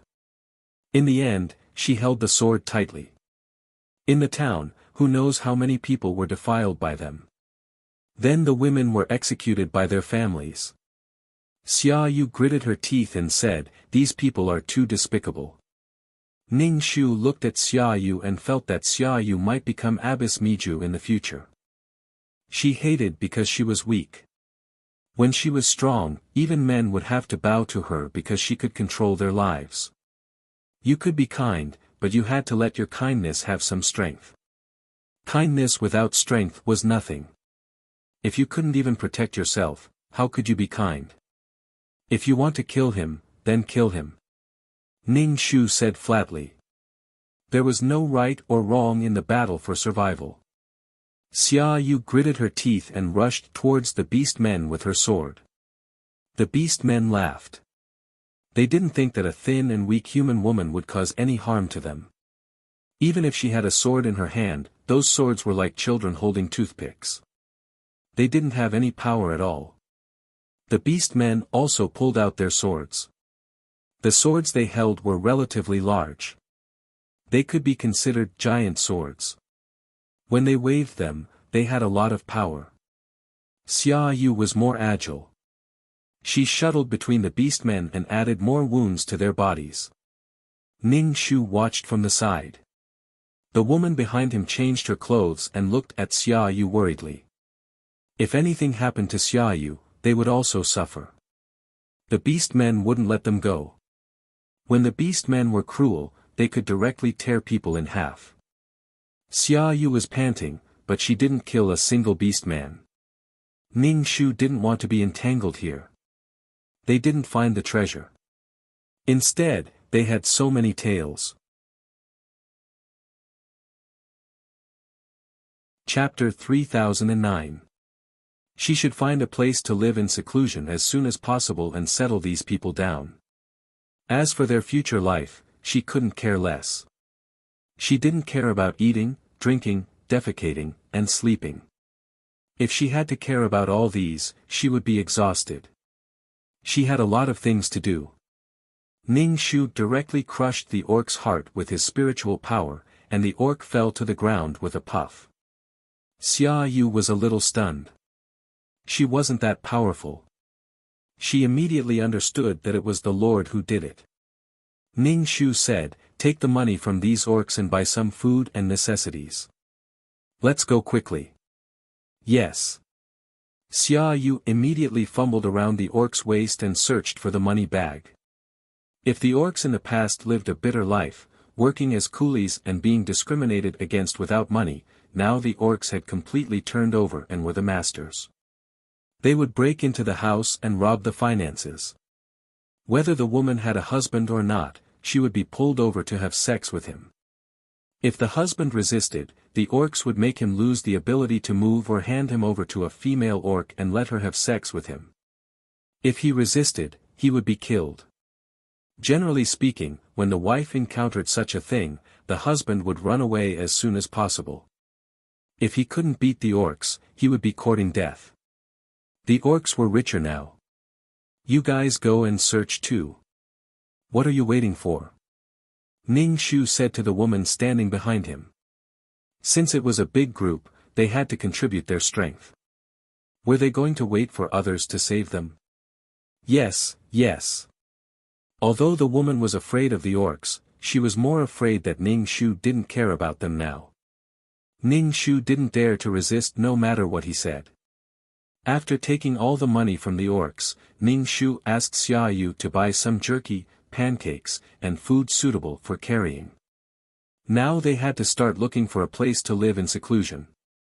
If it was an easy place to find, those who hated impurity would definitely find it. Find a paradise for these women to live in. As for reproduction, when survival became a problem, don't think about reproduction. Xia Yu seriously completed the task assigned by Ning Shu. She treated Ning Shu as her master and did whatever her master said. There were many followers behind him. In a town, some were willing to follow Ning Shu, and some were unwilling. They might not die if they stayed, but if they followed Ning Shu, their future was uncertain. The woman was in a dilemma. Ning Shu wouldn't persuade others to follow him. If a person didn't even dare to take this step, he would have to save them a second time. Ning Shu wasn't willing to take these people with him. He wanted to nurture a small group of people so that they could expand the team. The journey was so slow that Ning Shu felt irritated. If it weren't for these people, she would have flown long ago. Perhaps she would have already circled half the world. Stop and rest. Eat something. Xia Yu, pass the secret manual to them, Ning Shu said to Xia Yu. Yes. Xia Yu took out some biscuits from her bag and got some water from the stream to share with everyone. The girls wolfed down the food. The youngest one was about 13 or 14 years old. Well, according to the modern law, a young girl would be sentenced to 3 years in prison. The older ones were in their 30s, but most of them were in their 20s. This was the peak period for women to give birth. After eating, Xia Yu exchanged names with these women and said, "I was also defiled by the beast men. It was Sir who saved me and taught me how to cultivate. Now, Sir wants to pass the secret manual to you.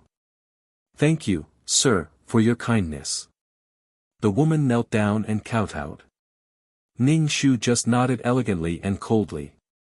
If you want to act cool and cold, you can't go wrong by not saying anything. Obviously, Ning Shu was so cold. Although he didn't ask about their well-being, these women felt that he was reliable and subconsciously relied on him. People would always have special feelings for the person who saved them. Therefore, being a hero and saving a beauty was the fastest way to build a relationship. But because Ning Shu wasn't a man, these women wouldn't fall in love with Ning Shu. However, there was an additional sense of respect. Xia Yu was in charge of teaching and taking care of these women. Ning Shu was in charge of acting cool and bringing these people to find a suitable place to live in seclusion. When they heard that Xia Yu was looking for a place to live, these women were relieved. As long as there was a purpose, it was fine. They were afraid that they would wander like this forever. "Sir, have some water." Xia Yu handed the water bottle to Ning Shu. If Sir didn't eat or drink, there would be problems. Ning Shu, "Sorry, I don't drink this kind of water. I only drink dew and eat nectar." Xia Yu's hand holding the water bottle trembled. She couldn't speak for a long time. After a while, she said, "Do you want me to find nectar?" "No, I can find it myself if I want to eat it," Ning Shu said very pretentiously. Xia Yu nodded. "I'll remember it. Every morning, I will collect dew for you." Ning Shu thought she was too pretentious. "Ning Shu, you don't have to go through so much trouble. I can do it faster." Ning Shu pointed his finger and clear water droplets appeared in front of him. "See?" Xia Yu was surprised. "Sir, it's already noon. You can still collect dew." Ning Shu shut his mouth. The more he said, the more mistakes he would make. Xia Yu saw that Ning Shu didn't speak, so she didn't pester him anymore. She went to teach the others. From time to time, she would look at Ning Shu, who was holding the umbrella and not moving for half an hour. "Our Sir is really a god." Xia Yu couldn't help but say with stars in her eyes. Her words received a response as many people nodded in agreement. His clothes never seemed to be dirty. He didn't sweat or dirty his face. He was always clean and refreshed. No one doubted that Ning Shu wasn't a human, but a soul. These phenomena added some mystery to him. On the way to migration, they passed by a village and saw many women being put on a fire. They were about to be burned alive. When Ning Shu passed by, he used his spiritual power to scan. He really saw people being burned alive. When he heard Xia Yu say it before, Ning Shu thought it was a bit exaggerated. But now that he saw it, it was really fucking true. And they were being burned alive. They couldn't be burned only after they were killed. The burning pain on the skin, coupled with the suffocation of the smoke, was countless times more painful. Damn, what kind of hatred and resentment made people hate women who were defiled by orcs so much? Maybe they couldn't beat orcs, so they vented their anger on women. They were afraid that women would give birth to monsters. In the past, they used to punish unchaste women with all kinds of family rules. Now they didn't even want to leave a corpse. It was only safe to burn people to ashes. However, the people around were still raising their hands and shouting, "Burn them, burn them." Men and women were like this.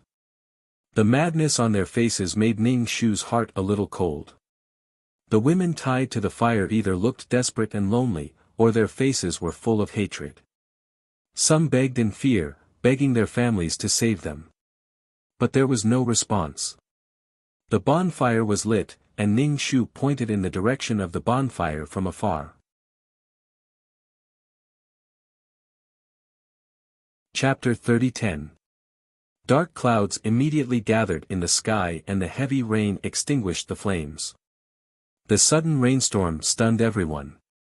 Instead of calming them down, their faces became distorted. There must be a woman who is pregnant with the evil spawn. There must be an evildoer in the sky. The evildoer is protecting his mother. Ning Shu was speechless. The people of this world were all very imaginative. The women who were tied up and thought they were saved begged for mercy in fear. "I'm not pregnant, I'm really not pregnant."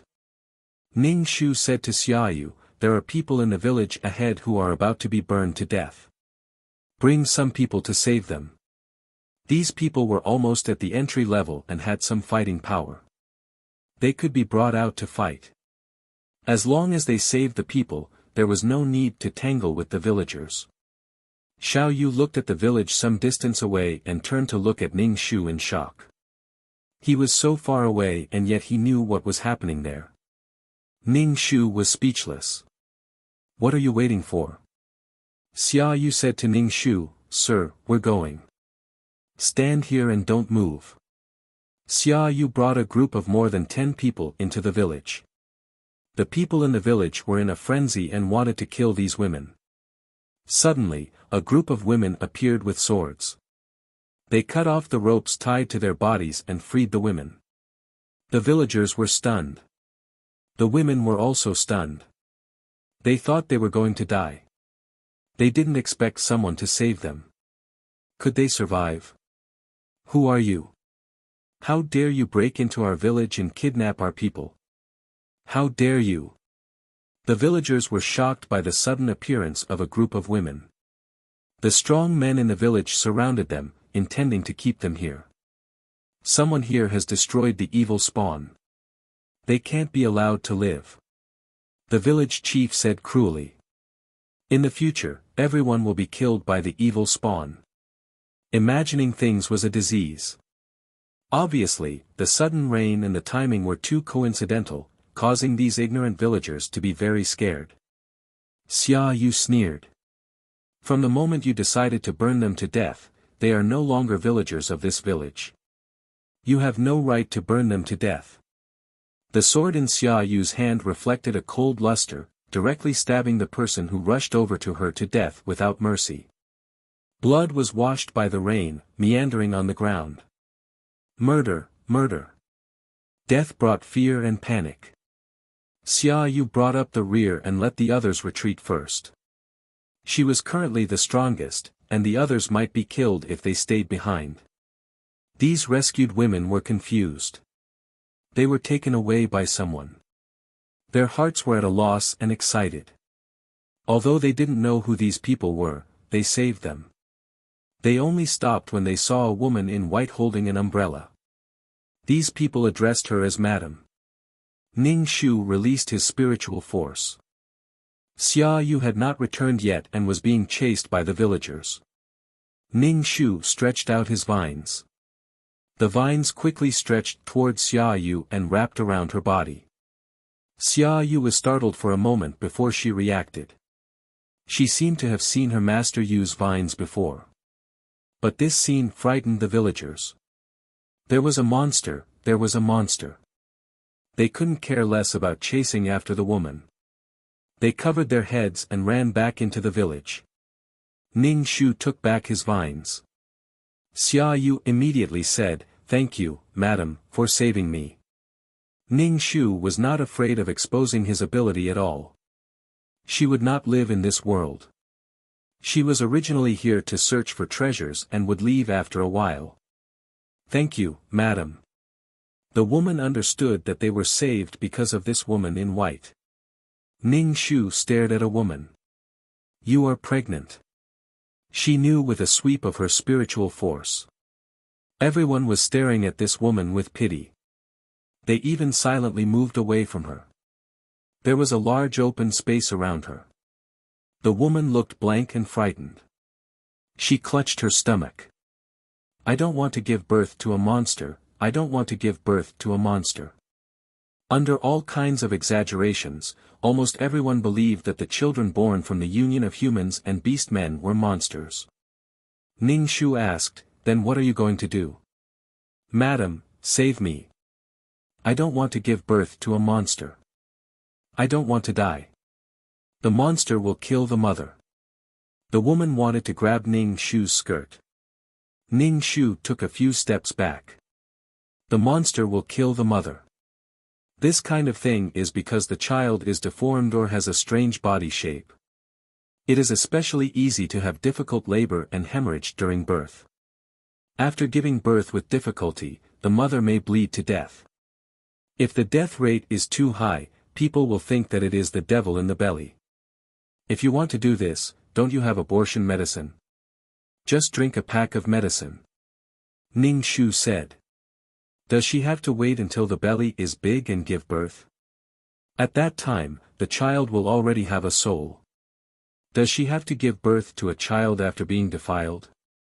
And this child will most likely be deformed. Perhaps it will stop developing halfway and become a stillborn. If the stillborn can't be discharged from the body, it will contaminate the human body and the person will die of sepsis. She won't stay here until this woman gives birth.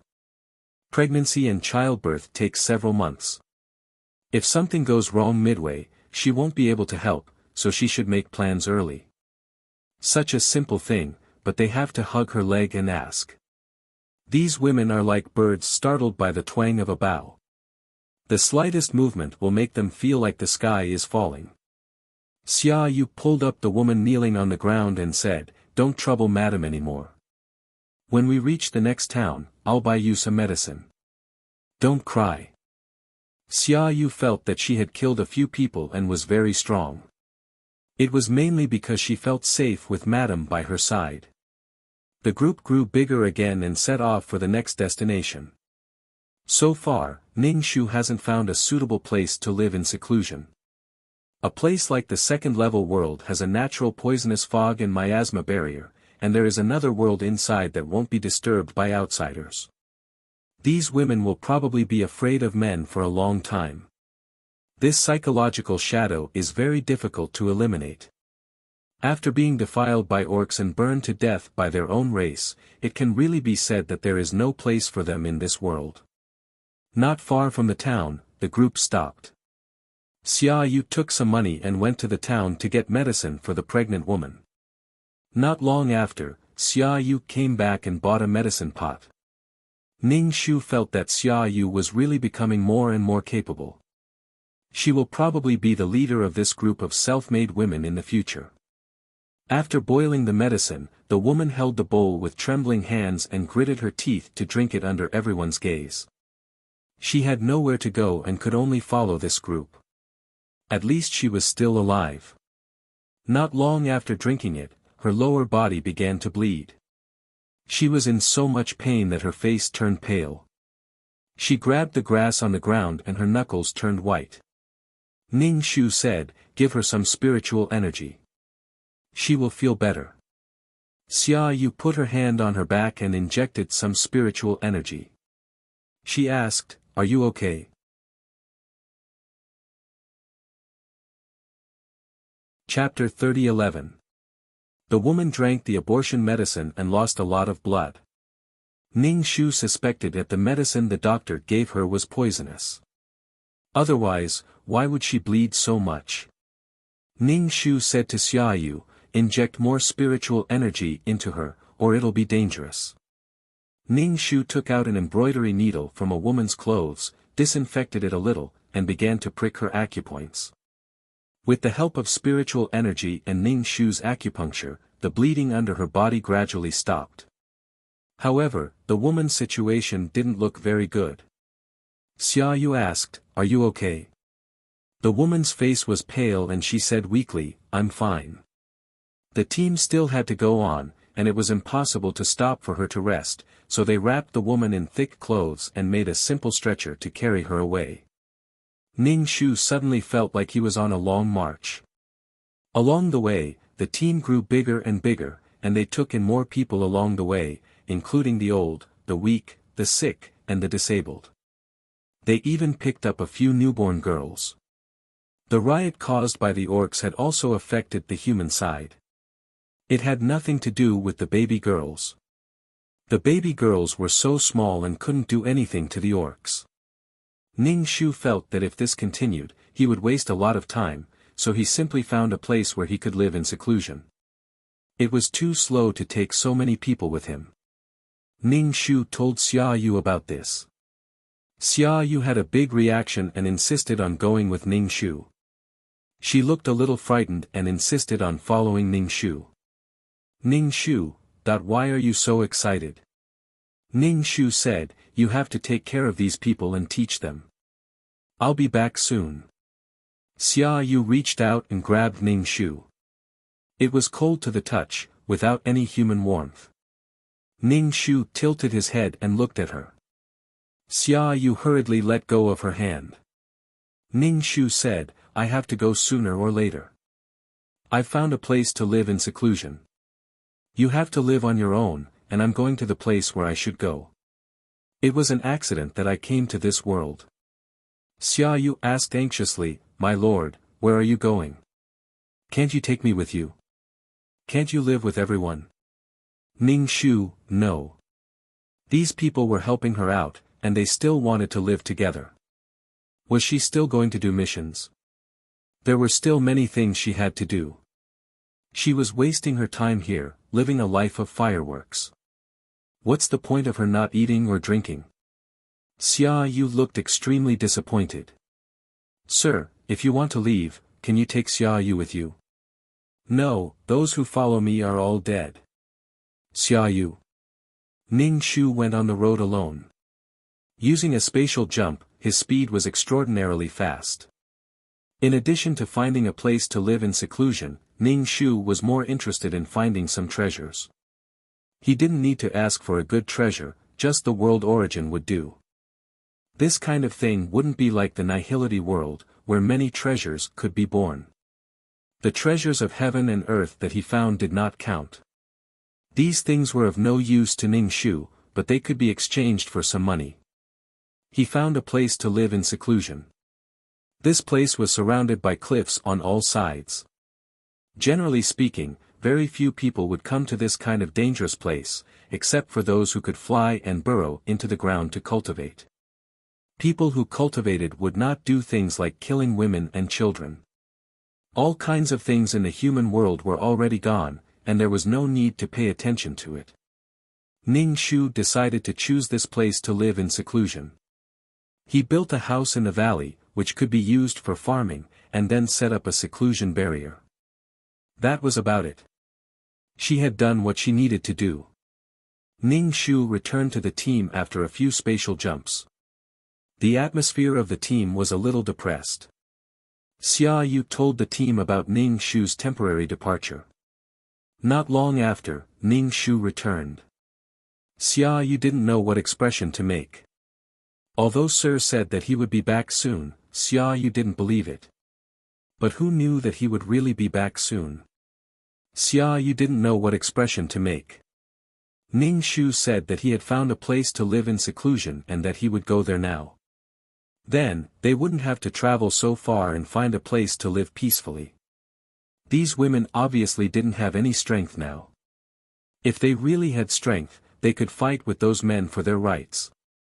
But now, they couldn't. Ning Shu wouldn't do anything else.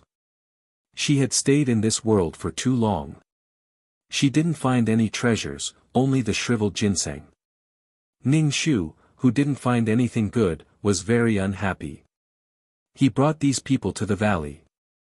Standing at the edge of the cliff, those who were afraid of heights retreated. It was too high, too scary. Xia Yu looked down. "Sir, are we going to live in this place? How do we go down? How do we get out?" With so many people, they had to have some daily necessities. They could farm, raise silkworms, and weave their own cloth. They were all women, so they knew how to do these things. But they couldn't make daily necessities like salt. Ning Shu said casually, "That's easy. Just leave a passage out." Xia Yu, a passage wasn't something that could be made just because you wanted to. Xia Yu asked, "Sir, how do we go down now?" Ning Shu, "That's even easier." Ning Shu stretched out his vines and wrapped everyone up. Holding the black bone umbrella, he jumped down the cliff. Help! The sudden high-altitude bungee jumping scared many women and made them scream. Those who were timid fainted directly. Ning Shu tiptoed and landed in the wet forest full of leaves. The vines loosened, and some of the women vomited.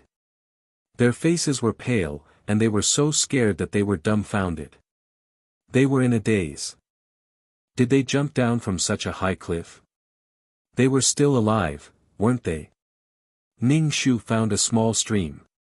The village needed to be built by the water. Although the forest was a little dangerous, these women had all cultivated peerless martial arts. No matter how dangerous it was not as dangerous as the outside world. "We'll settle down here in the future and slowly develop and recuperate." Ning Shu pointed his finger, and a piece of land began to wriggle. Patches of trees began to collapse. Soon, the surrounding area was razed to the ground. The law of Earth was so useful. When he became a farmer in the future, he didn't have to plow the land himself. These trees will be used to build houses. Let's move. Everyone, so, how did you do it? They felt that Sir wasn't human. Was it good to show such power in front of them? They were afraid. Sir wasn't human. Xia Yu said, Sir, we don't have tools, but at least we need a saw. Then let's go buy some. Ning Shu dug a cave. Of course, he relied on the law of Earth. This cave was very hidden and could let these people in and out. We can go out from here. Ning Shu pointed at the cave. Everyone was silent. You're not human. How can you do this with just a raise of your hand? A few wisps of faith floated to Ning Shu. They were very pure, just like the faith threads in the third level.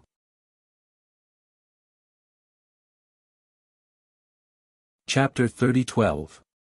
Ning Shu stretched out his hand and scooped up the pure silk thread. He glanced at these people and wondered who gave her the power of faith. No matter who gave it to her, it was not bad for her to take some power of faith. Everyone only saw that she seemed to be grabbing something, but they didn't see anything. Ning Shu grabbed Xia Yu's collar and disappeared. When he reappeared, he was already far away from the canyon. Now they were going to buy tools and some daily necessities. Xia Yu shook and the scene in front of her changed. She looked around in surprise. My lord, are you a god? Xia Yu asked Ning Shu. No, I'm a human, just a human cultivator, Ning Shu said lightly. Xia Yu asked, I can be like you, my lord. Work hard. It seemed like a very simple thing to do, but it required too much time and sweat, fear and decadence. Only by working hard behind the scenes could one seem easy in front of others.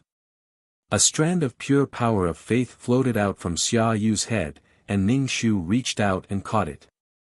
Spreading the peerless martial arts was just to add some power of faith to the peerless martial arts. He didn't think that there would be pure power of faith to take. After shopping for a while, he heard a lot of news. For example, the humans had begun to send troops to war with the beast men. They were slaughtering the beast men, and the beast men were also fighting back.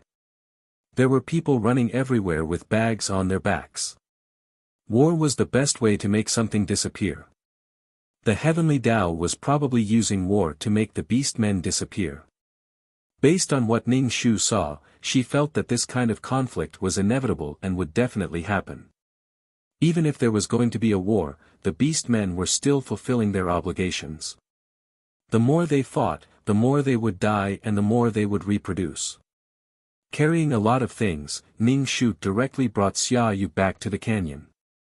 Their speed was very fast. Xia Yu was dumbfounded. What kind of power was this? What kind of power could do this? With the tools, these women began to build houses. They might not build them well, but they could have a place to stay. These women all cultivated peerless martial arts and were quite strong. Even men couldn't compare to them when it came to work. Ning Shu said to Xia Yu, I'm leaving. Xia Yu's eyes trembled. Ning Shu asked, then will Sir come back? I might come back. When I'm free, I might come back for a stroll, Ning Shu said. Then, Xia Yu and the others. Xia Yu forced a smile on Ning Shu's face. We will definitely build our home well. Sir, you can come back and live with us. Xia Yu felt that the chances of seeing her master again were very small. Ning Shu only said, this is where you live. Try not to let outsiders in. Xia Yu nodded fiercely. Sir, I understand. Other than some desperate women, they can live here. Stinky men can forget about coming in. If you kill women now, there will be fewer women after the war. At that time, women will be used as tools for reproduction, Xia Yu said hatefully. The war caused the population to decrease. After the war, the most important thing was to recuperate and have children to replenish the population. Xia Yu had an indescribable expression on her face.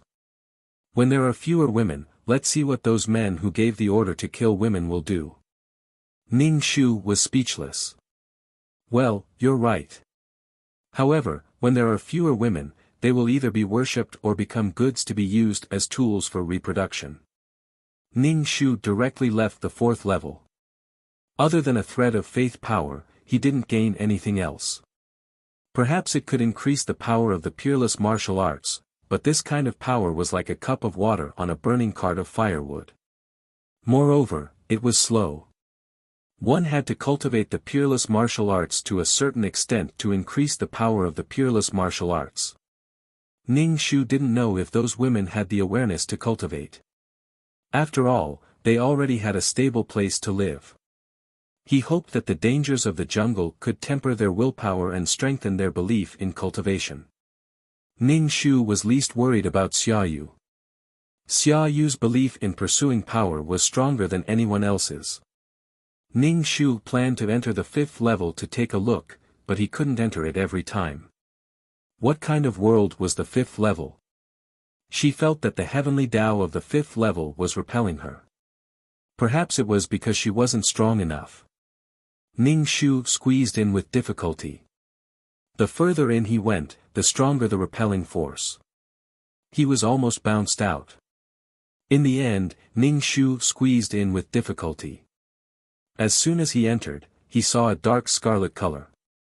All kinds of wailing sounds rang in his ears. All kinds of souls were being whipped and suffered all kinds of torture. Tongues were being pulled out, skin was being flayed, and the stomach was being cut open, all kinds of wailing sounds gathered together. It was terrifying. There were red spider lilies, as well as frightening ox heads and horse faces that held the souls of others. This scene made Ning Shu feel like he had come to hell. These souls had done evil in their lives and were now being punished. This was the hell that people imagined. However, Ning Shu didn't expect to see a real hell. Hell actually didn't exist. It was made up by people. It was a hell that was created because of the fear of death and because of good and evil. People often cursed you to go to the 18 levels of hell. What kind of female ghost are you? How dare you trespass here? A repulsive and ferocious ghost named Ning Shu said angrily. What's your name? Ning Shu's mental power swept through all kinds of situations in hell. The bridge of helplessness, Grandma Meng's soup, reincarnation and rebirth. The hell that people imagined was really placed in front of Ning Shu. This was the 5th level world. If this was hell, then there was a human world outside. Bold female ghost, I asked your name. Why didn't you answer? The ghost swung the iron chain and wanted to lock Ning Shu up. Ning Shu said, Ning Shu. Ning Shu. Then the ghost actually started to check Ning Shu's book of life and death. Why is there no name? The ghost was very confused. Of course there was no name. She wasn't from this world. Ning Shu looked around this hell and found that the bridge of helplessness and the book of life and death were rippling with spiritual energy.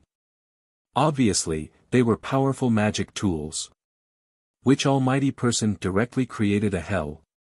In other words, with such a hell, there was no need for a reincarnation world. As for the Grandma Meng's soup, Ning Shu guessed that it was some kind of cultivation soup that could make people forget everything.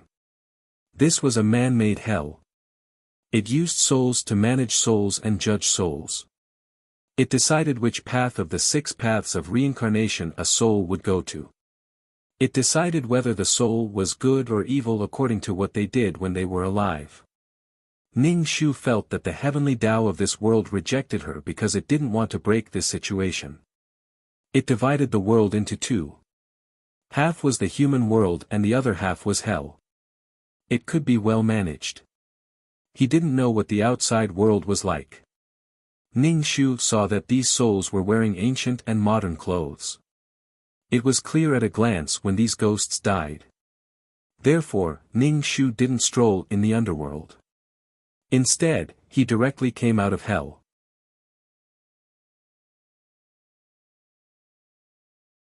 Chapter 30:13.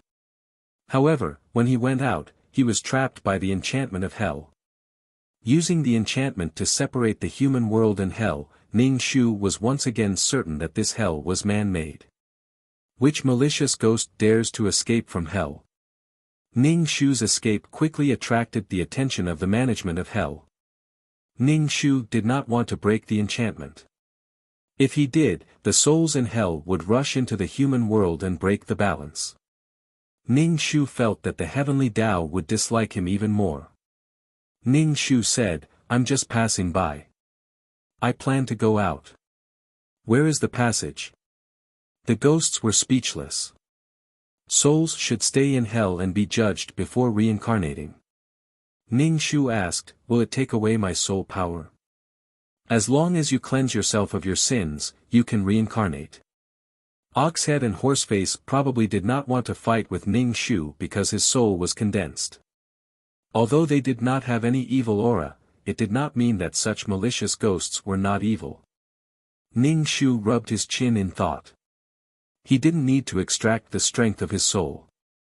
He only needed to be cut open, blinded, steamed, and subjected to all sorts of tortures. After torturing him for 200 years, he could be reborn. There was no need to extract his soul power. However, under such torture, he could not guarantee that his soul would remain intact or strong. Ning Shu asked, "Where is the exit?" "Hee, I'm not telling you. The management of the underworld wants to capture Ning Shu." It seemed that he could only break through the enchantment forcefully. Space jump. Ning Shu disappeared in an instant. However, he had only jumped out of hell and his body was stuck in the enchantment. This was a little awkward. Ning Shu had thought that if she jumped out, she would be able to jump far away. The suppression of this world was very strong. The ghost in the enchantment grabbed Ning Shu's ankle and tried to pull him out.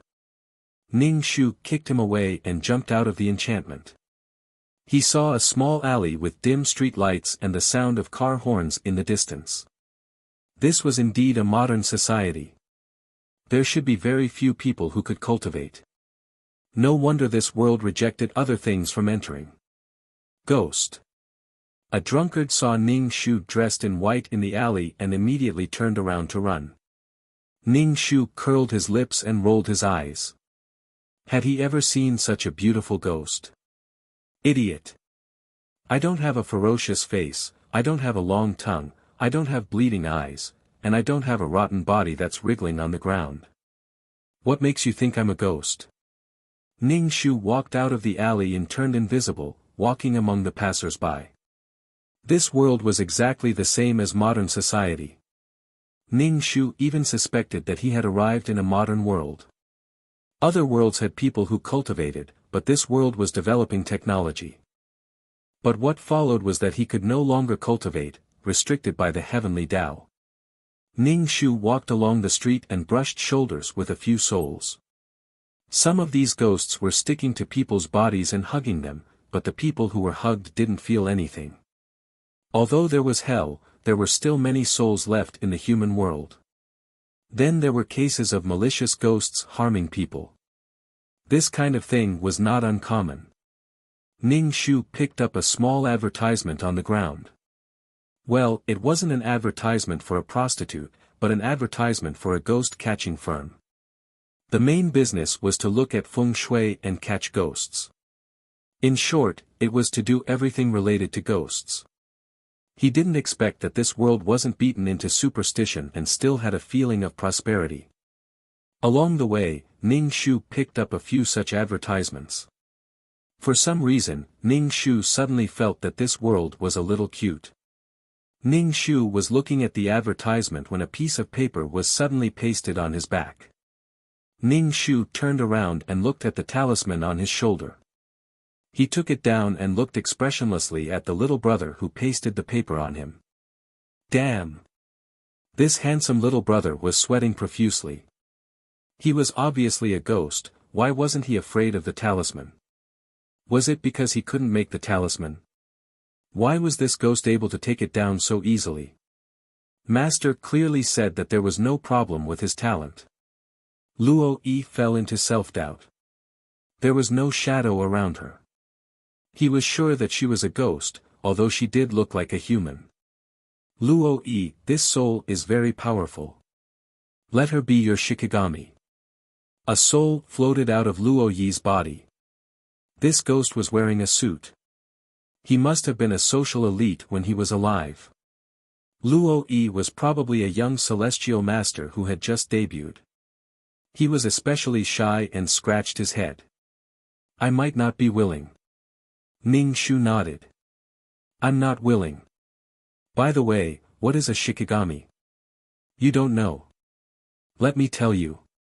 Some ghosts are willing to go to the underworld and cooperate with celestial masters to catch malicious ghosts and accumulate merit. Ning Shu explained. If you become a celestial master's Shikigami, the underworld won't catch you. If you're a wandering ghost and don't go to the underworld after a certain time, you can only drift in the human world. At this time, you need someone to help you. Ning Shu understood. Only then can I come out of the underworld. Luo Yi. Then do you want to become my Shikigami? You'll be easily caught. If you become a celestial master, the underworld won't catch you. The underworld will give the celestial master some face. Ning Shu. I don't know how to do anything. Don't look for me. Luo Yi immediately said, it's okay. You can learn slowly. Don't worry, I'm also a new celestial master. We can learn from each other. Ning Shu. I don't dare to follow you. Catching ghosts is risking my life. Moreover, a celestial master is a rookie. He must have lived for a long time. She just came out for a stroll. She didn't expect to meet a rookie celestial master who insisted on asking her to join his team. Ning Shu felt that there shouldn't be any treasures in this world. After all, the spiritual energy in modern society was getting less and less.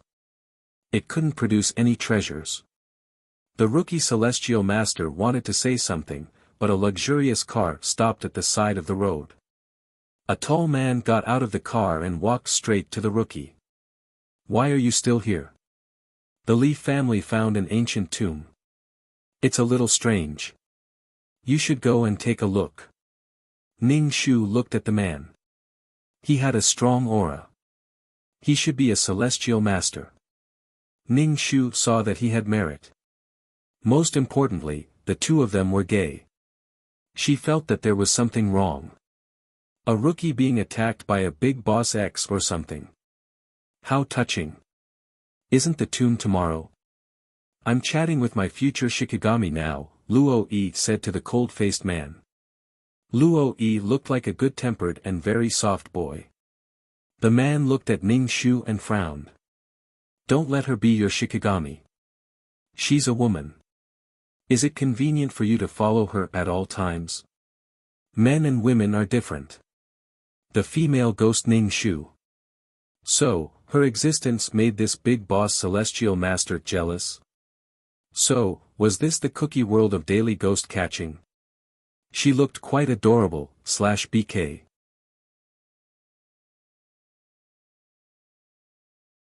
Chapter 30:14. Ning Shu did not intend to become the Shikigami of this rookie Taoist master.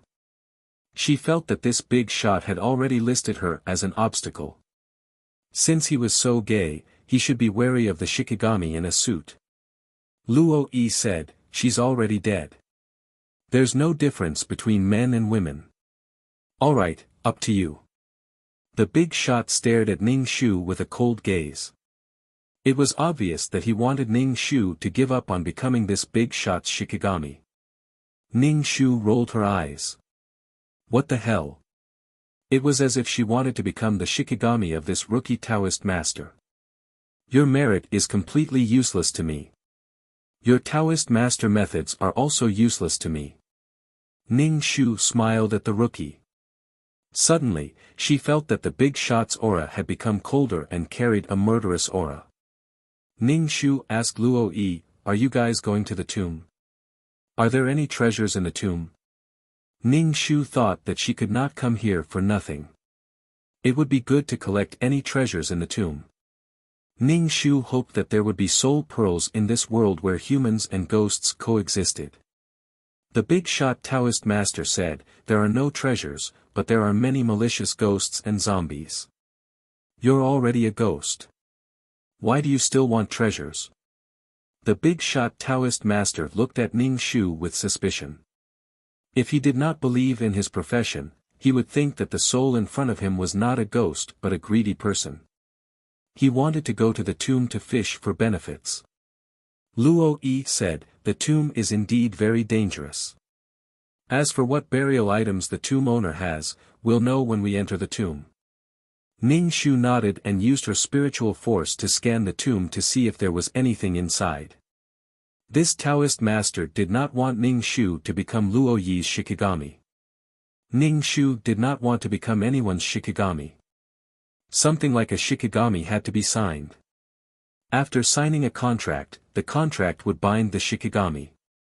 At the same time, it would protect the Shikigami from being taken away by the people of the underworld. She was here for a stroll, not to sign a contract with anyone. A contract was not to be underestimated. It was recognized by the heavenly Tao. If she wanted to leave, she had to pay a price. She had to be crazy to become the heavenly master's Shikigami. Ning Shu planned to walk around this world. As for treasures, he wasn't looking forward to it. Ning Shu saw that the two of them seemed to have merit and providence. Perhaps they were the main characters of Sweet Biscuit. Following the main character usually meant that something big would happen. Ning Shu thought for a moment and decided to follow the rookie celestial master first. "I can't become your Shikigami for the time being, but I can follow you and see your strength. Although I'm a ghost, I'm very good at catching ghosts," Ning Shu said to Luo Yi. Luo Yi nodded without hesitation. Sure. This heavenly master was really a little naive. She trusted her so much, probably because she was very confident in her own strength. The boss looked at Ning Shu with a sharp gaze. "What's your purpose for following him?" "What purpose can I have? I just want to test the master's strength and then decide whether to become his Shikigami or not. Can't I understand the character and ability of the future Shikigami master?" "Heavenly master, sure, it's okay," Luo Yi said to the man. "Since we're going to be partners in the future, we should be more careful." Luo Yi was worried that the other party would agree to the contract. What if the contract was a malicious ghost with a bad personality, or used him to stay in the human world? It would take a long time to see the character. Heavenly Master Sure looked very impatient and said, "Your master asked me to take care of you, but you haven't even gotten the elementary Heavenly Master certificate. You can't control this kind of ghost. Although I don't have a certificate, I'm a good Heavenly Master. My master said that I can go out and explore." Luo Yi looked serious. Heavenly Master Sure suppressed the urge to strangle this guy and gave him a talisman. "If there's anything, use this talisman to inform me." Then he warned Ning Shu, "If I find out that you have other thoughts and hurt him, I'll destroy your soul." Ning Shu stuck out his tongue and made a face. "Haha, what does it have to do with you? You're such a busybody." The boss's expression turned ugly, and even his aura started to become chaotic. He was obviously angered by Ning Shu. "Heavenly Master Sure, you have something to do. You can leave first. I won't delay you." Luo Yi waved his hand. Heavenly Master Sure stepped on the accelerator and disappeared. He was very fast. "Good luck getting a ticket." Luo Yi said to Ning Shu, "I have a mission now. Do you want to go with me?" Ning Shu said, "No." Luo Yi, Ning Shu followed behind Luo Yi and arrived at a park. There were several ghosts wandering in the park, and they were all female ghosts. They were full of resentment. Well, do you see anything? Luo Yi wanted to test Ning Shu's ability. Ning Shu glanced at him and said, "These ghosts should have been killed by a person, and their bodies have been dismembered. They should be buried here." Ning Shu's spiritual power scanned and found that there were bones buried under the park. These bones were all incomplete and had been chopped up. However, the incisions were neat. They should have been done with a chainsaw. It was amazing. No wonder the park was so gloomy at night. "Gao Yang, go find the bones. I'll expiate these female ghosts," Luo Yi said. The man in a suit called Gao Yang floated out to find the bones. Ning Shu didn't say anything. This park was not small. It would take some time to find the bones. Ning Shu asked, "You can find the bones with some means. Why do you want people to look for them? It's more dangerous for Gao Yang to stay here. Let him find the bones." Ning Shu said, "Oh, you're so sweet. Luo Yi. Are you not sure you can expiate them?" This kind of resentment was very strong. It lingered around the bones, but it didn't dare to find the person who killed them. Ghosts were also afraid of evil people. Luo Yi shook his head. "No. Then don't forcibly expiate them. These people are lingering here because they can't take revenge. You can call the police and say that bones were found here. Let the police track down the murderer.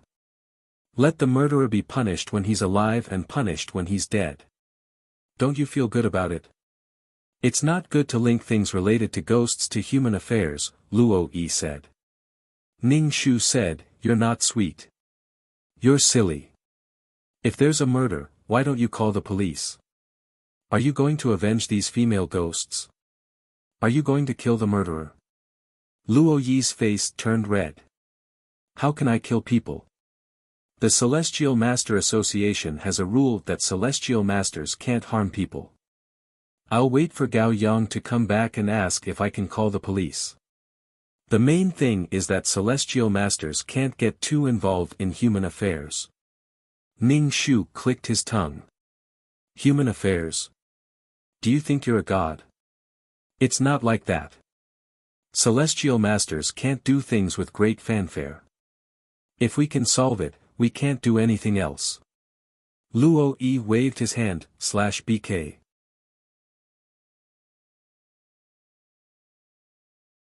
Chapter 30:15. This child was definitely a young boy who had just entered the pugilistic world. Otherwise, why would his brain be so slow? He did not look like an old fox at all. He was so tender that one could not help but want to ravage him. Being stared at by Ning Shu, Luo Yi had no choice but to call Gao Yang back. Gao Yang found the place where the bodies were buried. The owner asked if he could call the police and let the police handle this matter. Gao Yang glanced at Ning Shu and nodded. "Of course you can call the police. This is a criminal case to begin with. This is a reasonable use of social resources.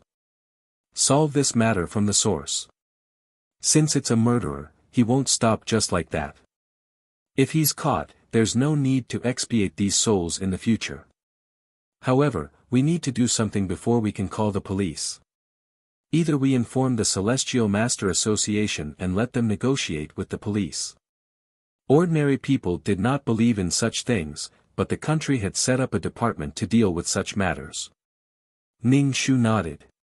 Gao Yang's lazy method was right. Countless people died in vain every day. If the murderer was caught, the resentment of these souls would be reduced a lot, and it would be much easier to expiate them. The sweet Luo Yi called the Celestial Master Association while Ning Shu looked at these malicious spirits. Black aura rippled on their bodies as they were expiated into the underworld. Ning Shu was curious about how the underworld operated. Were the employees working for free? No organization could survive without profits. If the soul power of these souls was not extracted, what was the salary of the employees in the underworld? Was it really burning paper in the human world that was money? Was there no other reward? Was there no powerful reward? Luo Yi called the Celestial Master Association. The person who answered the phone was Celestial Master Shi.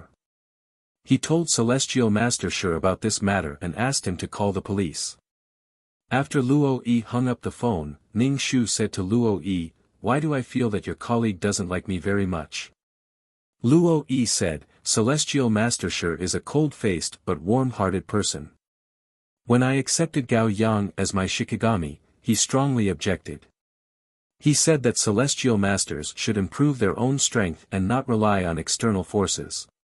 He has always been against me accepting Shikigami." Ning Shu curled his lips. Then didn't he accept Shikigami? No, Heavenly Master Shi doesn't seem to like ghosts. Luo Yi said carelessly, "My master said that as long as I have power, I can use it.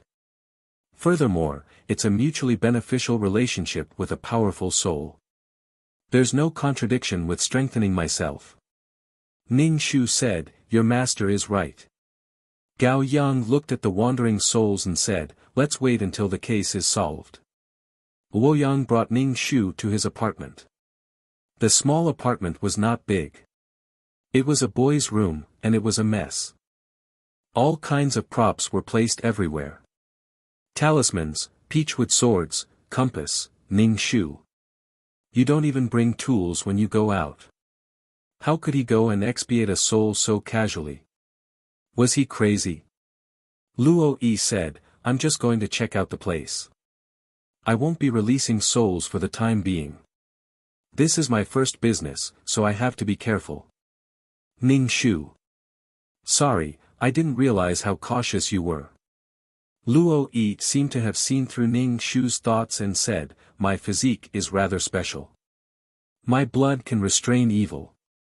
Ning Shu, it seemed that he was born to be a celestial master. No wonder he could go there so fearlessly. "Don't get too close to me, and don't get my blood on you.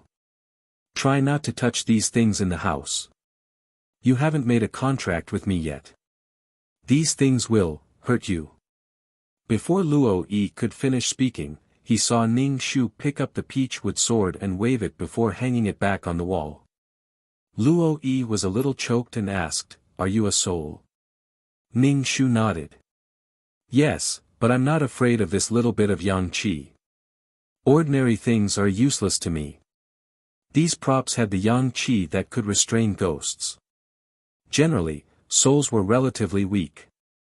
Too strong yang qi would hurt the soul, so ghosts were very afraid of the things in the hands of celestial masters." Luo Yi said, "Then you're really strong. Why did you stay in the human world and not reincarnate in the underworld?" "I'm so free.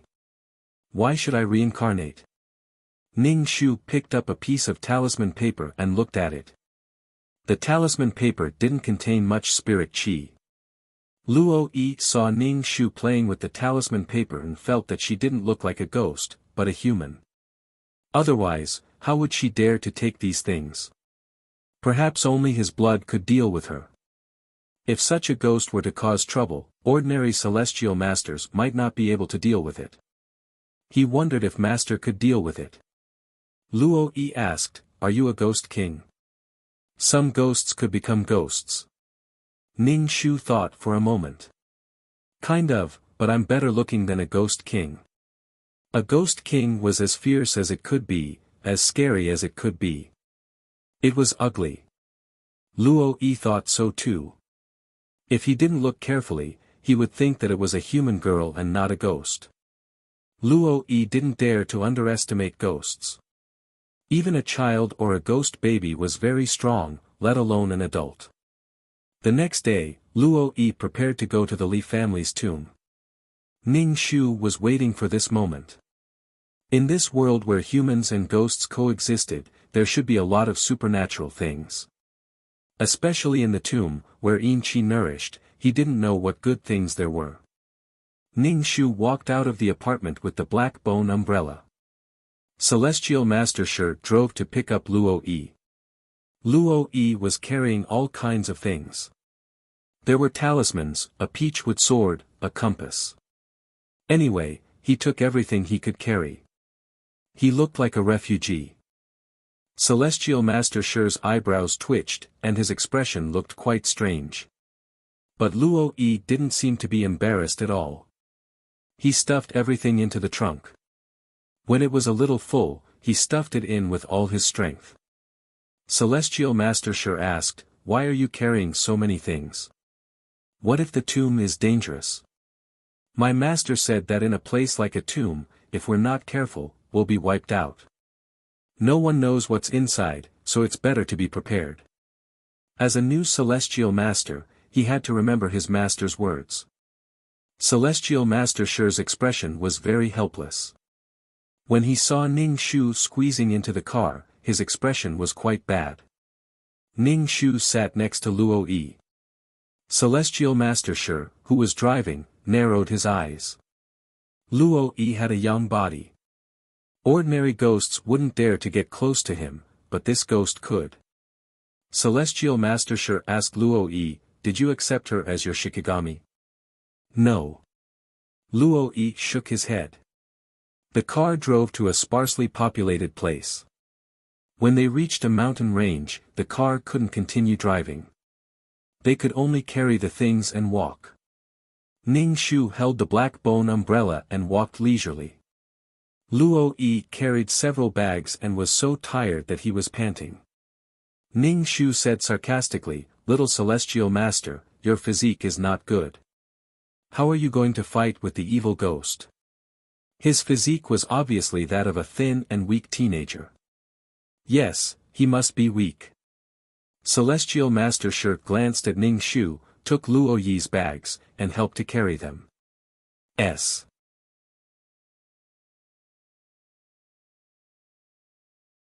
Chapter 30:16. Heaven Master Shi's physique was much better than Luo Yi's. He carried the bag very easily. This tomb was rather secretive. It took a long time for them to reach the tomb after walking for a long time. There were many people not far from the tomb. They were probably all Heaven Masters. Some of them had white hair, some were old, and some were young, like Luo Yi. Ning Shu felt that as soon as he entered the tomb, the Yin energy became very heavy. There should be a tomb here. Fortunately, it was a deserted place. Otherwise, there would be many haunted events. Moreover, when the Yin energy invaded the human body, it would damage the body and cause hallucinations. It would happen in minutes. As soon as the Yin energy approached Luo Yi, it automatically dissipated. This kind of body could not be envied. Heaven Master Shi, you're here. When Heaven Master Shi arrived, many people greeted him, but Luo Yi, who was beside him, was completely ignored. He was probably treated as Heaven Master Shi's assistant. Luo Yi did not feel embarrassed at all. He went to the side to tidy up his things. Heaven Master Shi talked to these people while paying attention to Luo Yi. Ning Shu squatted down and held an umbrella. He asked Luo Yi, "Little Heaven Master, what do you think of Heaven Master Shi?" "He's pretty good, just a little cold. Although I know he has a good heart, seeing his face makes me scared. I don't think I get along with him very well. There are many things between us that don't go well." Ning Shu shook his head. No, you don't understand love." Heaven Master Shi was so nosy. He liked to blabber in front of Luo Yi when he had nothing to do. He knew very well what he was thinking. He did not blabber to anyone else. Ning Shu chatted with Luo Yi. Heaven Master Shi came over and asked Luo Yi, "Have you tidied up everything? We're going to the tomb soon." "It's done," Luo Yi said. The Li family was also a feng shui family. They found such a tomb and carefully investigated it. The Yin energy outside was so heavy. After thinking carefully, they felt that the Li family could not take it down, so they gathered their peers. The Heaven Master of the Li family warned them. After the preparations were done, they entered the tomb one by one from a thief's hole. It was a stolen tomb. This kind of hole was made by tomb robbers. Heavenly Master Shi said to Luo Yi, "Stay with me. If anything happens to you, I won't be able to explain it to your master. Luo Yi said, it's okay. My master said that as a Taoist master, you have to catch and kill ghosts to expiate ghosts. You can also be killed by ghosts. Those who kill will be killed by Renheng. Heavenly Master Shi's expression was so complicated that Ning Shu almost laughed out loud. Luo Yi was really sweet. She was so sweet and naive. The mine wasn't big and could only fit one person, so they had to crawl. Ning Shu closed the umbrella and followed them in. He was quite excited because the yin qi in the tomb was very strong. There must be a lot of ghosts and zongzi inside. There might even be zombies. Usually, when something like this was born, there would be good things buried with it. Since he had already come to this world, he wasn't sure if he would be able to come here again. If he could bring back some good stuff, wouldn't that be great? Ning Shu was excited, but the other heavenly masters were in a heavy mood. In such a situation, they had to use methods to defend against the yin qi. The yin qi was so heavy that he couldn't see anything clearly. Luo Yi didn't need to defend against the yin qi at all. The yin qi couldn't enter his body at all. Heavenly Master Shi was so powerful that he didn't care about the yin qi. The mine was a little long. After crawling for a while, they arrived at the tomb. The tomb wasn't small. There were all kinds of passages crisscrossing. There were puddles on the ground and the sound of water dripping echoed in the cave, making the mine seem even quieter. The sound of footsteps added a terrifying atmosphere to the silence. Ning Shu opened the umbrella. The yin qi was so strong and dirty that he had to protect his soul from being polluted.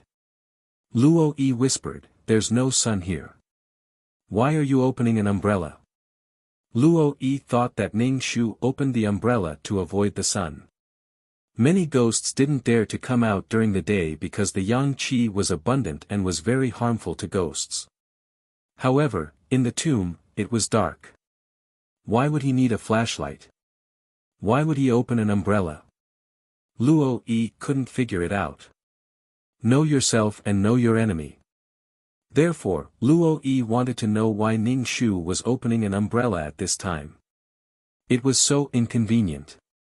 Heavenly Master Shi turned his head to look at Luo Yi and Ning Shu. Ning Shu showed his porcelain white teeth and smiled eerily. Because it looks good. Heavenly Master Shi frowned and pulled Luo Yi to his side, using himself to separate Ning Shu and Luo Yi. This ghost looked a little crazy. When he was alive, his brain must have been abnormal. They had been walking in this passage for a long time. Gradually, some people realized that something was wrong. Heavenly Master Shi stopped and squatted down to look at the cinnabar on the ground. He originally wanted to make a mark, but he didn't expect to come back. Everyone, wait. We're going in circles now. More than one person noticed this situation. Ning Shu released his spiritual power, but it seemed to be blocked. Was there a barrier? If there was a barrier, then the identity of the tomb owner was really not simple. A barrier was obviously a cultivation method. Only a cultivator could set it up. Of course, a heavenly master could do it, but there were probably not many people present who could set up a barrier that could last for hundreds of years. Perhaps the owner of the tomb might be a heavenly master. They might be going in circles because of the barrier. Luo Yi cut his finger and squeezed out blood. Ning Shu turned to look at the blood on his finger. The blood seemed to be boiling and emitted white smoke. Ning Shu's expression was a little strange. If this blood was thrown on her body, it might hurt. You're bleeding again. Heavenly Master Shi disagreed. He would bleed whenever he encountered something. Do you think your blood is omnipotent? My master, Heavenly Master Shi had a headache when he heard him say master. Alright, give it a try. Luo Yi drew a talisman on the wall with blood. After he finished drawing, his face turned even paler. Ning Shu shook his head. This was a barrier, not something evil. Luo Yi's blood was probably useless. The talisman that Luo Yi drew with blood lit up for a moment and dimmed. The effect was gone. Heavenly Master Shi took out his Dharma artifact and began to test the surrounding environment. Every Heavenly Master tried their best. "We might be in a smokescreen," a Heavenly Master said. Heavenly Master Shi had some strength. He used his Dharma artifact to break the barrier. The entire tomb seemed to shake. Then, the scene before everyone's eyes changed. Everyone was standing in a tomb chamber. There were many stone coffins in the tomb chamber. Each stone coffin was carved with many patterns. They were extremely complicated and were even coated with paint. These paints were still bright with the passage of time. They should be mineral paints that did not fade.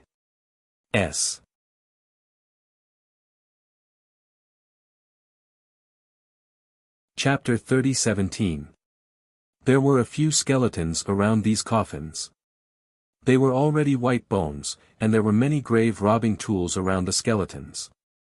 Maybe they were the poor grave robbers who dug the hole.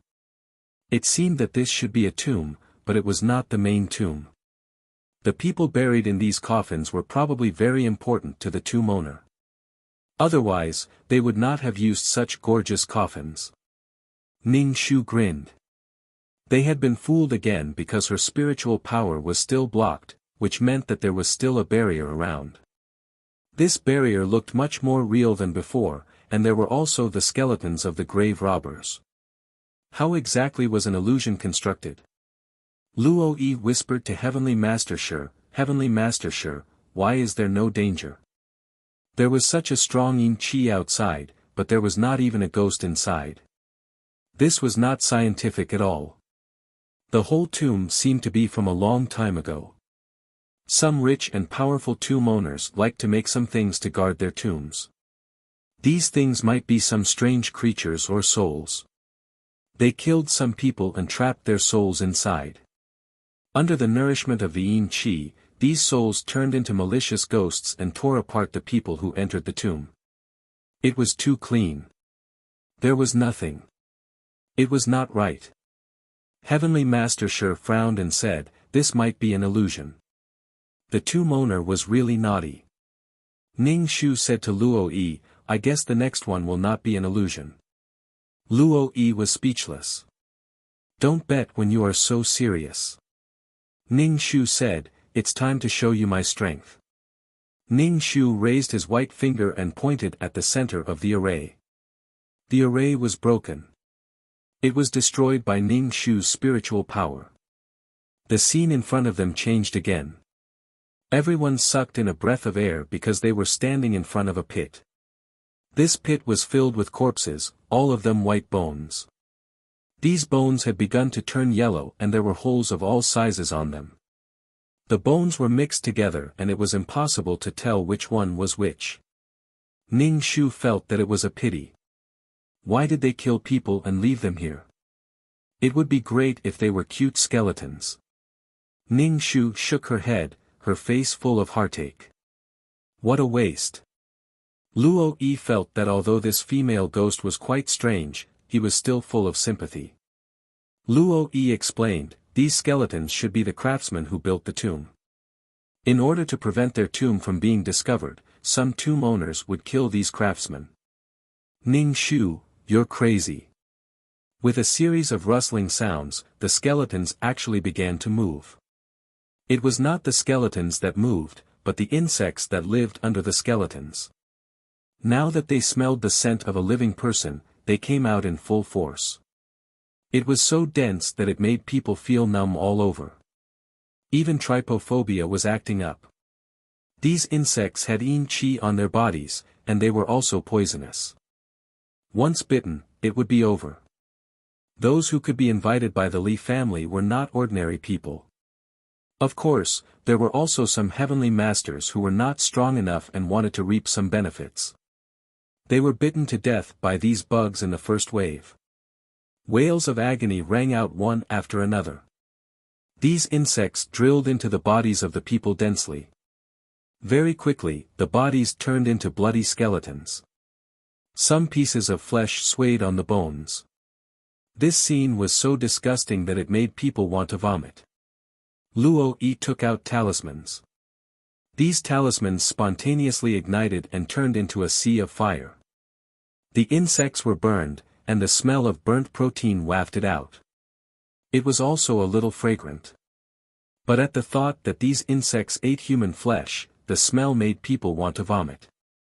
Ning Shu held the umbrella and floated in the air. She didn't move. Although the insects wanted to bite Ning Shu, they were all blocked by Ning Shu's barrier.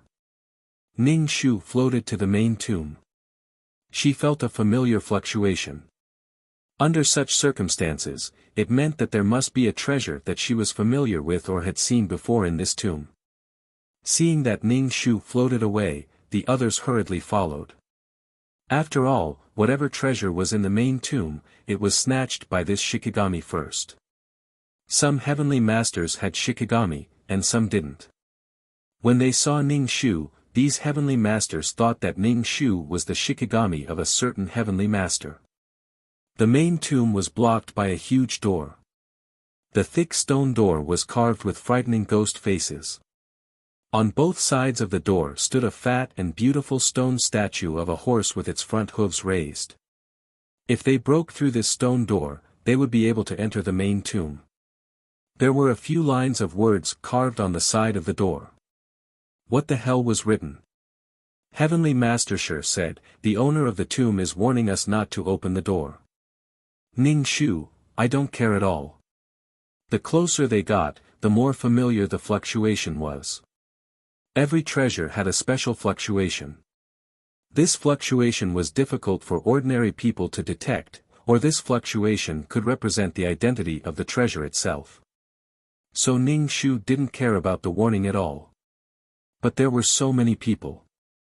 She might be fine, but it didn't mean that these heavenly masters would be fine. It depended on their decision. If they decided to leave, Ning Shu would pry open the stone door alone. If these people stayed and decided to open the stone door, Ning Shu would do it. After all, the minority followed the majority. If she did it and something happened, the result would be blamed on her.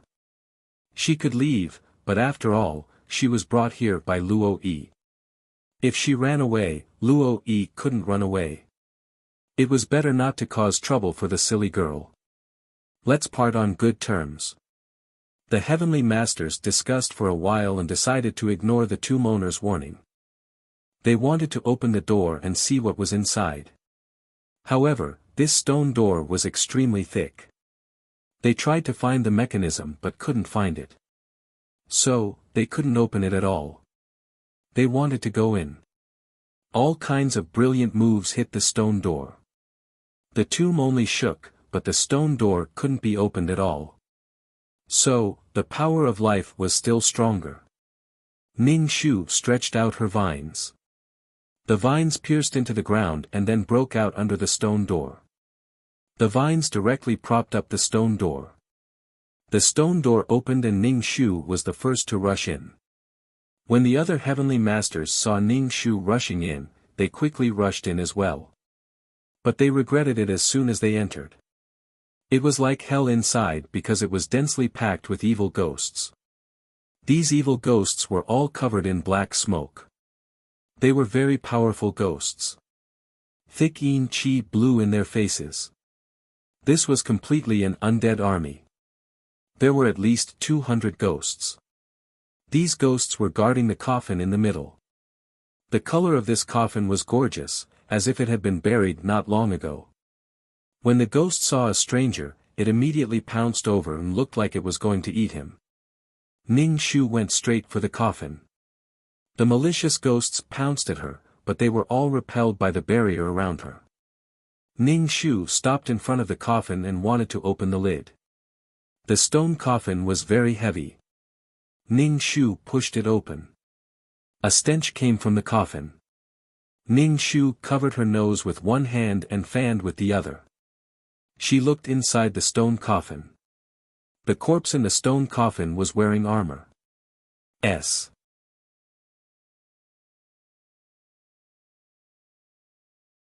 Chapter 30:18.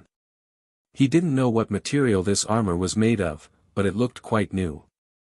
This was an ancient man, about 30 or 40 years old. His skin was green and white, and his corpse hadn't decayed. Ning Shu reached out and searched the corpse. Finally, he pinched the corpse's mouth and found the jade stone in the mouth. It wasn't a jade stone, but it was a black pearl. Ning Shu directly reached out and pulled the pearl out of the corpse's mouth. He was overjoyed. This was a soul pearl. In a world where humans and ghosts coexisted, there was a certain chance that such a pearl would be born. Back then, she used a soul pearl to form the world of reincarnation. But what was the process? Ning Shu didn't remember the process of forming the world of reincarnation. He couldn't replicate it even if he wanted to. Ning Shu directly hid the pearl and didn't let these heavenly masters know. He casually took a pearl from the coffin and stuffed it into the corpse's mouth. Basically, people who were buried had the custom of holding a jade in their mouth. Other than the jade, there had to be grains beside the corpse. On the way to the underworld, there seemed to be roosters that pecked at souls. When there was grain, the roosters would eat it. I admire the big shots who created the underworld. They really perfectly recreated the hell that humans imagined. Ning Shu reached out and pinched the corpse. He didn't know if it had turned into a zombie. Its body seemed to have green hair, but it didn't seem to have consciousness. It actually held the soul pearl in its mouth and gathered the surrounding yin qi, allowing the yin qi to enter the corpse. Although it wasn't a place to cultivate corpses, it was a man-made place to cultivate corpses. If a person didn't want to die and resentment grew in their heart, the 7 souls wouldn't disperse. The 7 souls were the 7 emotions and 6 desires of a person. They would stay in the body, unwilling to leave, and turn into a zombie. Born by gathering the resentment of heaven and earth, they wouldn't age, die, and be indestructible. Some people listened to the words of the sorcerers and wanted to come back to life after death. Then, they worked on the tomb, and then with the passage of time, they came back to life, but they didn't know what it was that came back to life. Ning Shu didn't care who this corpse was. He got a soul pearl. It was perfect.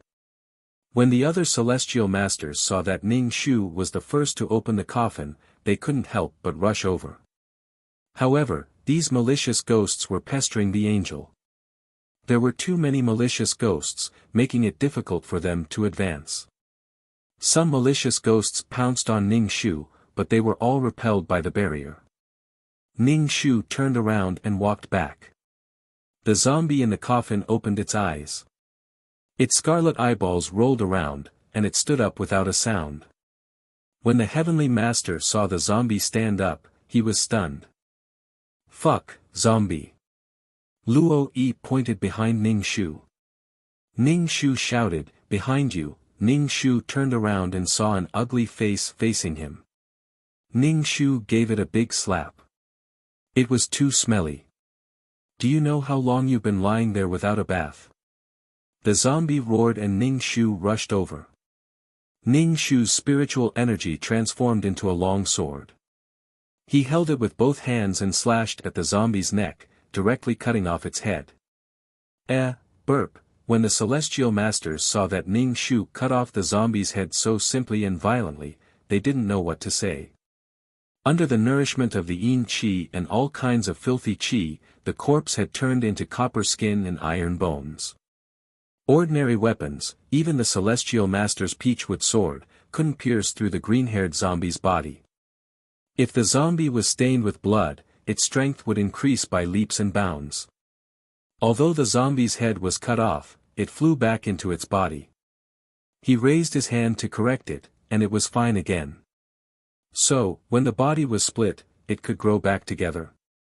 They had never seen such an unscientific thing. Celestial Master Sure said, "Everyone, work harder. Don't let the zombie out of the tomb. If this kind of zombie went out, it would be like a pack of wolves entering a flock of sheep. Ordinary people could only be slaughtered. Moreover, zombies stained with human blood would become flying zombies and fly very fast. At that time, no matter how many celestial masters there were, they couldn't do anything to the zombie. No wonder the tomb was built in such a place. There was enough time to cultivate in the wild mountains and forests. Seeing how powerful Ning Shu was, the zombie didn't want to fight with Ning Shu. Instead, it went in the direction of the stone door. Obviously, it wanted to get out of the tomb. Celestial Master Shi, Ning Shu, shouted, "Put down the stone door. Don't let it go out. If it goes out, it will be a disaster." The celestial masters present were killing the malicious ghosts silently. Once the stone door was closed, all of them would be locked inside and fight with the zombie and the malicious ghosts. All of them might even die here. Ning Shu removed the vines under the stone door, and the stone door closed with a bang. The zombie was angry and roared. Hearing the zombie's roar, all the malicious ghosts trembled and attacked the celestial masters more fiercely. Some of the celestial masters were defeated, mainly because there were too many malicious ghosts, and there were only a dozen celestial masters at most. The zombie especially hated Ning Shu. He disturbed his sleep and took away the thing in his mouth. It was unforgivable. Ning Shu rushed over aggressively. Ning Shu held his sword and slashed at the zombie's waist. The zombie's body was cut into two, but the two parts of the body wriggled and were about to grow back together. Ning Shu said to Luo Yi, "Give me some of your blood." Before Luo Yi could react, his finger was cut by Ning Shu's sword. Ning Shu dipped his finger in some blood. Luo Yi's blood was indeed very hot. When Ning Shu came into contact with the blood, he felt as if he had been scalded by boiling water. With Luo Yi's blood, Ning Shu formed a seal with both hands. The talisman hit the zombie. The zombie happened to connect its body together, but suddenly, a raging flame appeared on its body. The flame covered its entire body and enveloped the zombie. The zombie was in extreme pain from the burning flames. It wailed and crazily slammed its body against the wall. It even killed the celestial masters. Luo Yi was speechless. Was this person really a ghost? Why was she not afraid of his blood and actually knew the celestial master's methods? Could it be that she was a celestial master when she was alive? He felt that this person was too mysterious. He just saw a ghost on the street and casually stuck the talisman on her body. Damn it, tell him that this person was really a ghost, not a human. Although the zombie's body was covered in blood, its fighting strength was still very strong. Especially when it was at the end of the road, its fighting strength was even stronger. It would drag anyone down with it. Ning Shu formed a seal with both hands. The flames on the zombie's body rose and burned even more fiercely. Ning Shu held her sword and chopped off the zombie's head. Under the scorching heat of the fire, the zombie could no longer reconnect its body. The flames crackled loudly. Now, only these malicious ghosts were left. The death of the zombie weakened their momentum a lot. The celestial masters saw hope and used all kinds of methods. Luo Yi sprinkled his own blood. All the malicious ghosts that were stained with Luo Yi's blood had their souls sizzling and were in incomparable pain. Luo Yi used the peachwood sword to directly kill the malicious ghosts. Beside him, the Shikigami Gao Yang protected him.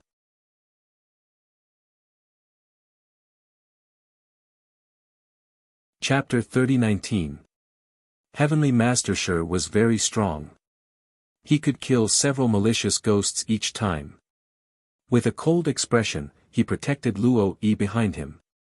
Although Ning Shu was unhappy that Heavenly Master Shi had inexplicably released enemies, as a Heavenly Master, he had to do his duty to kill ghosts and demons. At that time, the zombies were about to run out and expose the stone door. It meant that everyone present might die, but Heavenly Master Shi still asked Ning Shu to put down the stone door. None of the Heavenly Masters present objected. The zombies were burned to death by the fire. In fact, it was not fire, but Yang Qi. Zombies were evil creatures, and Yang Qi restrained them greatly. However, it was not necessarily the case when one reached a certain level. For example, Jiangchen was still running around in broad daylight. He was basically unaffected. The zombies were dead. Ning Shu quickly wiped the blood off her hand on Luo Yi's body. This kind of blood stained the soul, and there was a scorching pain. Luo Yi was speechless. Why did she wipe it on his body? The zombies were burned by the flames. Ning Shu stood still. She had to pay attention to the situation of the soul pearl at all times. She left the malicious ghosts to Heavenly Master. The soul pearl could absorb souls. Although there was a barrier, Ning Shu did not dare to be careless. She was afraid that she would be sucked into the soul pearl and not be able to come out. She did not know how long the barrier could last. Heavenly Master fought with these malicious ghosts. Of course, the soul pearl could also absorb these malicious ghosts, but at the same time, the soul pearl would be exposed. Moreover, if she opened the barrier, her soul might be sucked in too. No, it was better to hide the soul pearl. The situation was very dangerous. Luo Yi began to bleed again. It seemed that he was preparing a big move. Heavenly Master Shi said angrily, "You rely too much on external things. If one day you encounter a stronger malicious ghost, will you have to drain all the blood in your body?" Heavenly Master Shi scolded Luo Yi while protecting him. He was very powerful when killing the malicious ghosts. All the malicious ghosts that were attacked by him were destroyed. Luo Yi used his blood to set up a large array. Ning Shu looked at it and saw that it was similar to the Yang gathering array. In any case, it gathered Yang Qi to destroy the malicious ghosts. After doing these things, Luo Yi's face was pale and he could not hold on any longer. Heavenly Master Shi grabbed his arm to prevent him from being attacked by the malicious ghosts. With Luo Yi's blood and the effect of the array, these malicious ghosts suddenly burst into flames, causing them to howl in pain. In the end, their souls dissipated. Although the ultimate move was quite satisfying, it could only be used once. If it was used again, Luo Yi would turn into a ghost. This was his trump card. When the last malicious spirit was burned to ashes, the surviving celestial master heaved a long sigh of relief and sat down on the ground to rest. Heavenly Master Shi placed Luo Yi on the ground and leaned against the wall. Then, he walked to the side of the gorgeous coffin and looked at the funerary objects inside the coffin. In addition to some jades, there was also a long spear. The long spear was a little rusty, but other than that, there was nothing else of value. It wasn't anything valuable, but something worthless. The previous enchantment and illusion were suspected to be the tomb of a Taoist master, but now it seemed to be the tomb of a general. Since zombies could be formed, then there were conditions to form zombies. However, there were some ordinary things in the coffin. Then, what kept the bones from rotting and turned them into zombies? Without thinking, Heavenly Master Shi immediately looked at Ning Shu. She was the first to open the coffin. If there was anything good in the coffin, she must have been the first to discover it and take it away. Ning Shu met Heavenly Master Shi's gaze calmly without any guilt. The things were in her hands, but did you see me take it? If you didn't, don't talk nonsense. The other celestial masters also leaned over to look at the things in the coffin. There were some jades, but these jades had been corroded by Yin Qi and could not be worn at all. This kind of thing could not ward off evil spirits. On the contrary, it could easily attract evil spirits. Only celestial masters could handle jades, but they did not care about these things. Celestial masters used the jades that ordinary people thought were precious as containers. Strange, why is there nothing here? Yes, how are zombies formed? What are they using to gather Yin Qi? There were conditions to form a zombie cultivating area. Some zombie cultivating areas were formed naturally because of the terrain, while some were artificially created. Of course, creating such a zombie cultivating area required a lot of things. At least, There must be some kind of treasure, a treasure of extreme yin, that could gather yin chi. This was not a zombie cultivating area, but there was nothing special here. It was really strange. Like Heavenly Master Shi, several celestial masters looked at Ning Shu. She was the first to open the coffin. Ning Shu shrugged and stretched out her hands. I didn't take anything, and there's nothing inside. The zombie must have been poor when it was alive. Otherwise, it would have been buried with a decent burial item. The celestial masters' faces were full of disbelief. We are celestial masters. How can we not know? A celestial master asked, whose Shikigami are you? Heavenly Master Shi frowned. As expected, Luo Yi was implicated. Luo Yi liked to cause trouble and provoked a female ghost with unknown intentions. Now that the female ghost took something, it was very likely that Luo Yi would be implicated. Heavenly Master Shi was sure that there must be something in the coffin, and the female ghost was probably looking for such a thing to make herself stronger. She was using that thing to cultivate. Heavenly Master Shi wanted to facepalm. Luo Yi was really an idiot. He was obviously being used. Can't he be less worrisome? Heavenly Master Shi felt that he was very worried. He had never been so worried before. Like his old father, Luo Yi's master was also not stingy. He should have taught Luo Yi well. Why did his disciple become so annoying? Dog. Luo Yi was about to speak when Heavenly Master Shi coughed. Cough, cough, cough. It was as if he had tuberculosis. Luo Yi immediately turned his attention to Heavenly Master Shi. Heavenly Master Shi, are you injured? Luo Yi asked. Heavenly Master Shi nodded. I'm indeed injured. There's some yin chi in my body. Since there's nothing else, let's go. Fortunately, these malicious ghosts and zombies were eliminated in advance. Otherwise, the zombies would have looked for people to suck blood when they came out of the tomb. The Li family is the nearest family. If the zombies came out, the Li family would probably be the first to suffer. Heavenly Masters' bodies were different from ordinary people. Heavenly Masters could cultivate. Their blood and body contained energy. Ordinary people were more attractive to zombies. The Li family's Heavenly Master nodded. Yes. Fortunately, it was eliminated. Otherwise, who knows how dangerous it would be. Everyone, let's go out first. The yin chi here is too strong. Heavenly Master Shi said to divert everyone's attention from Ning Shu.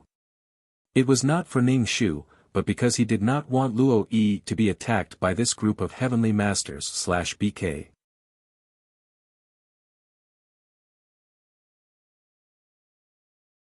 Chapter 30-20.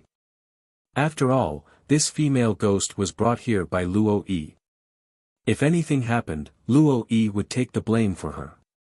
Luo Yi was talented in catching ghosts, but it didn't mean that he was good at fighting with people. People's hearts were complicated, even for Heaven Masters. When it came to treasures that could improve their strength, they would definitely risk their lives to fight for them shamelessly. Everyone also felt a chill run down their spines and decided to leave the tomb first. As for the mysteries of this tomb, he would have to wait a while before exploring it.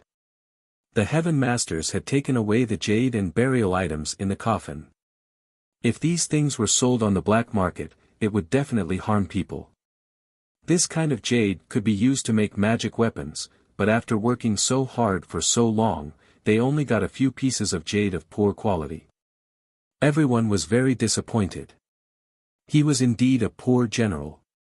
He was so poor that he probably used all his money to hire Heaven Masters. Otherwise, why would he be so poor? After leaving the tomb, the sun shone on them, but the Heaven Masters didn't feel any warmth. Instead, they felt cold. The more they basked in the sun, the colder they felt. Luo Yi wanted to talk to Ning Shu, but Heaven Master Shi grabbed his arm and separated the two.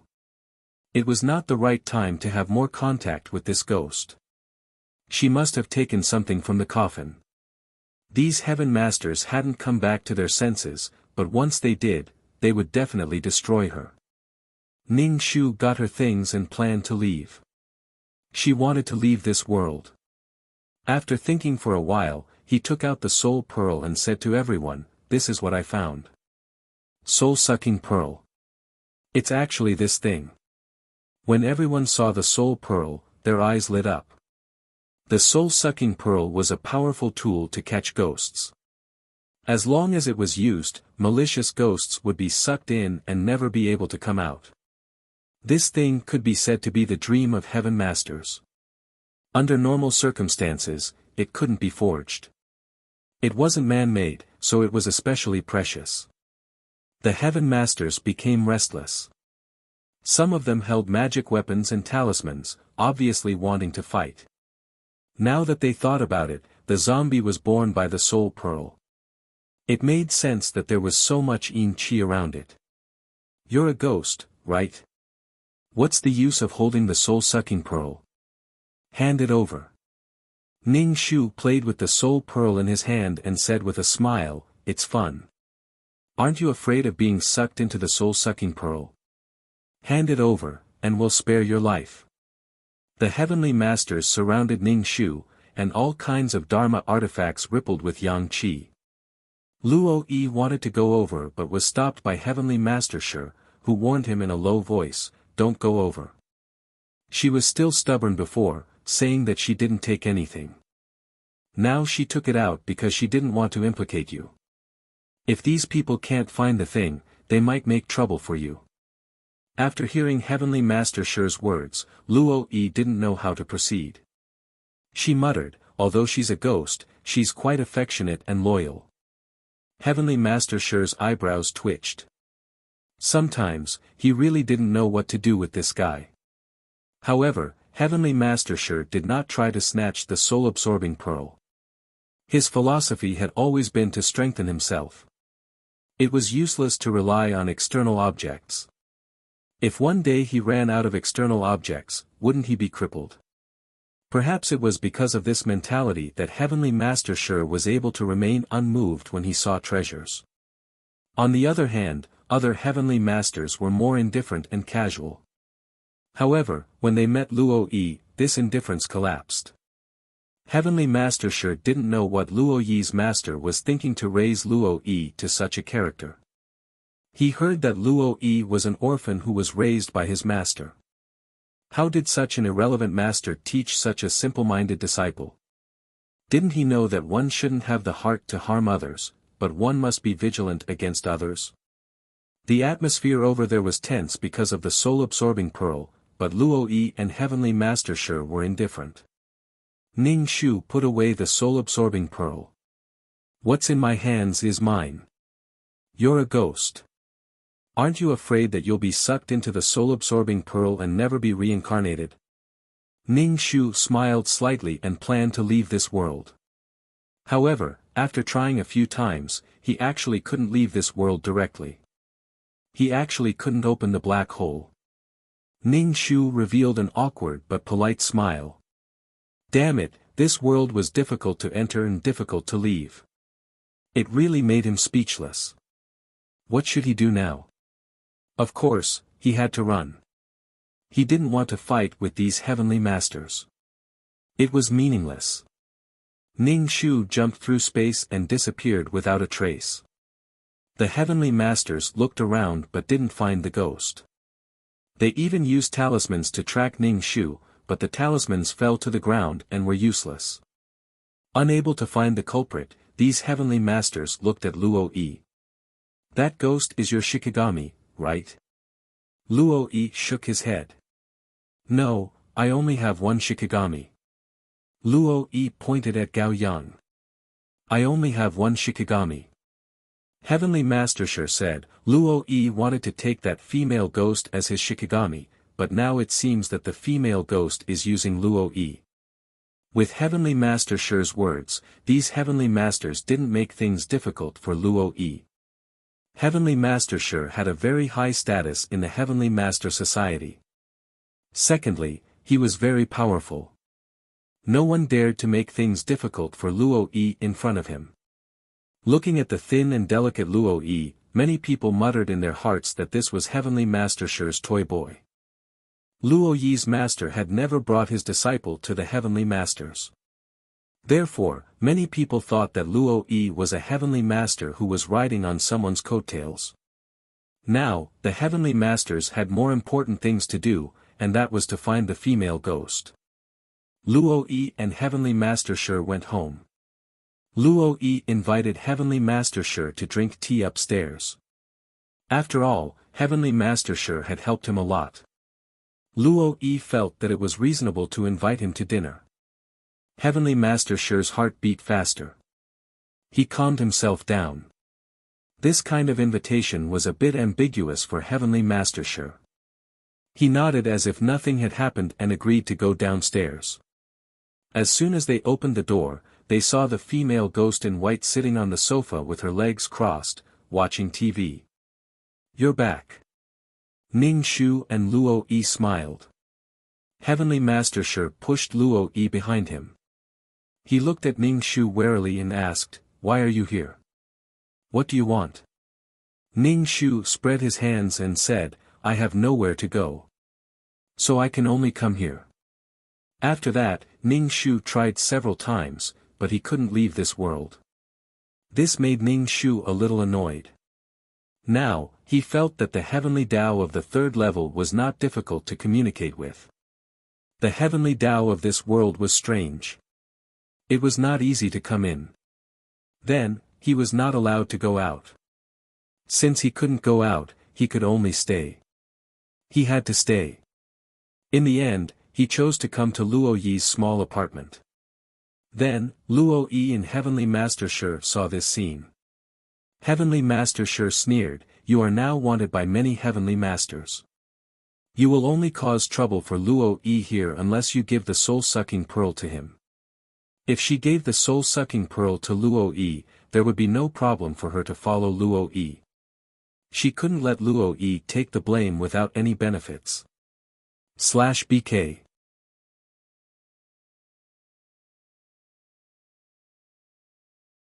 Chapter 30-21. Even Master Shi had to admit that the soul-sucking pearl was a good thing. No matter what kind of powerful ghost it encountered, it could directly suck it in. The malicious ghost that was sucked into the soul-sucking pearl could never come out again. It was simply a divine tool to catch ghosts. Master Shi had no objection to letting Luo Yi use it. Master Shi was like a worried old mother who wanted to put all the good things in front of Luo Yi. Moreover, the intention of this female ghost was confusing. What was her purpose of coming to Luo Yi? She was not weak, which was why Master Shi was so afraid. If it was an ordinary malicious ghost, he would kill it or throw it to hell to suffer. But Master Shi felt that he could not release this female ghost. It was impossible to give the soul-sucking pearl to Luo Yi. Ning Shu shook his head. "No, I can't give him the soul-sucking pearl. But I will teach him some charms. It's too restrictive to always draw charms on paper. He should draw charms in the air." Celestial Master Shi narrowed his eyes. Luo Yi poked his head out from behind Celestial Master Shi and said to Ning Shu, "Celestial Master Shi is right. You are indeed in danger now. You should hide in the mountains." Ning Shu shook his head. "I want to follow you." What was the use of hiding in the mountains? He couldn't go back. It was better to follow Luo Yi. Luo Yi was easy to talk to, but Master Shi always had a cold face. He disliked Shikigami. Ning Shu was not a masochist. That was why he followed Master Shi. Master Shi just said, "If you cause trouble for Luo Yi, don't blame me for being rude. Don't worry. I will protect him. I don't need your protection. As long as you don't appear in front of other masters." Master Shi pulled a long face. Ning Shu did not look at him. He stared at the TV. Although the male and female leads were crying, he felt much more comfortable facing Master Shi's face. Gao Yang sat on the sofa, and Luo Yi went to cook. The two ghosts and a master Shi in the living room maintained an eerie silence. The male lead's affectionate confession on the TV made the atmosphere even more inexplicable. Ning Shu looked at the TV with a smile. Gao Yang was really restless. He got up and went to the kitchen to see when the master was done cooking. The confrontation between the two big shots made him very uncomfortable. Although Gao Yang was now a Shikigami, he was still instinctively afraid of the Taoist master. This female ghost was very powerful. She even burned the zombies in the graveyard. When these two big shots were fighting with their auras, he felt really uncomfortable at the side. Let's eat, let's eat. Luo Yi acted as if he didn't feel the weird atmosphere and asked Heavenly Master Shi to eat. As a ghost, Ning Shu naturally couldn't eat the smoke and fire of the human world. Heavenly Master Shi snorted, as if he was showing off. Luo Yi was an orphan. His life skills were excellent. Since he was young, he had to take care of himself and his unreliable master. He had to worry about eating, drinking, defecating, and sleeping. The dishes looked, smelled, and tasted good, which made Heavenly Master Shi feel better. Although Luo Yi was 250, he took care of him for the sake of his master. With her personality, even if she wasn't deceived by ghosts, she would still be deceived by others. After eating, Heavenly Master Shi had no reason to stay here. He moved his feet with difficulty. When he saw the female ghost in the living room who was holding her stomach and giggling pretentiously, he was even more worried about letting Luo Yi interact with her. Ning Shu waved his hand. Drive carefully. I won't see you out. Heavenly Master Shi was speechless. Luo Yi didn't ask him to stay, and Heavenly Master Shi was embarrassed to stay, so he could only leave. Before he left, he gave Ning Shu a warning look and said to Gao Yang, "Protect your master well. Inform me if anything happens. Don't let your master be harmed by wild ghosts." Ning Shu smiled meaningfully. He didn't seem to realize that the wild ghost he was talking about was himself. After Heavenly Master Shi left, Luo Yi sat opposite Ning Shu and asked, "What are your plans next?" Heavenly Master Shi is right. You can't show yourself now. I'm with you. It doesn't matter. I can turn invisible. Ordinary people can't do anything to me. The main thing was that she couldn't get out of this world. If she could get out, she wouldn't have to follow Luo Yang. When the time was right, she would definitely be able to get out. As Ning Shu spoke, his body disappeared. Do you know where I am? Ning Shu's voice came from all directions. Luo Yi couldn't accurately know where the invisible Ning Shu was. I'm relieved that you have your own means. However, you have the soul-sucking pearl. My master said that treasuring a treasure is a crime. You should be careful. Luo Yi only said one sentence and opened a very old and thick notebook. This notebook was obviously an obsolete product. It was so thick and heavy. There was even dust on the keyboard. A Taoist master's profession was still very valuable. He could check feng shui for rich businessmen and catch ghosts. The remuneration was not low each time. Why didn't he get a new computer? Luo Yi opened a website. It was the website of the Heavenly Master Association. There were all kinds of ghost-catching missions. Completing the missions would give you money. Hearing Ning Shu's words, Luo Yi said, "Master passed this computer to me." Ning Shu was speechless. The speed of opening the website was extremely slow. It took half a day to even open a page. Moreover, with Ning Shu's little bit of hacking skills, Ning Shu knew that this computer was infected. It was definitely Luo Yi's master who had nothing better to do than to browse the website, and it was the kind that did not kill the virus. This computer was really fucking pitiful.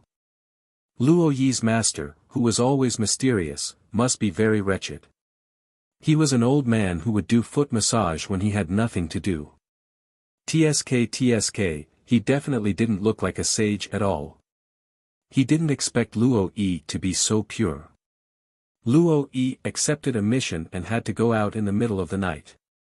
Ning Shu asked, "Do you want me to go with you?" Luo Yi said, "This mission isn't very difficult. I can handle it myself." Since Luo Yi said so, Ning Shu did not insist on following him.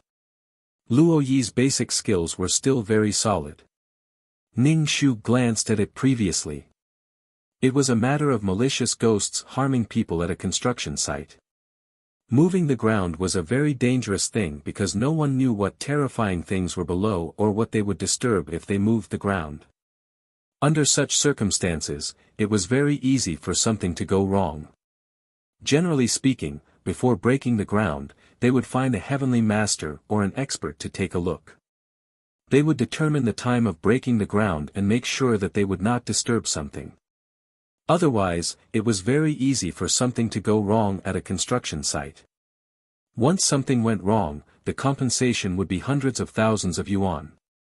It would also slow down the progress of the project. Now that something had happened at the construction site, Ning Shu felt that the chances of Luo Yi being able to handle it were a little low. Luo Yi walked in front and Ning Shu followed behind. No one could discover him while he was invisible. He didn't know if Luo Yi was brave enough to go to a construction site at night. However, some things would only appear at night and hide during the day. /BK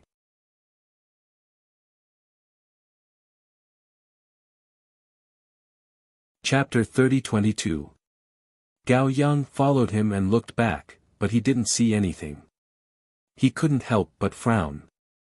He clearly felt that something was approaching. That aura and fluctuation couldn't be wrong. Could it be that the female ghost at home came with him? Was she here to protect Luo Yi or to attack him from behind? Gao Yang could only remind Luo Yi, something might be following us now. Be careful. Luo Yi opened his third eye, but he didn't see anything. If something was really following them, he would be able to see it. The developer's construction site was in the suburbs. It was said that they were building villas, but the construction workers went missing on the way. When they were found again, the construction workers had already been gnawed beyond recognition. They were probably gnawed by some wild beast. The developer even specially arranged for people to search the surroundings for a long time, but they didn't find any wild beasts. At this time, they suspected that ghosts were causing trouble, so they issued such a mission through channels. When Ning Shu saw this, he felt that it might be some kind of spirit causing trouble. After all, the world had existed for so long. There would be some kind of spirit born.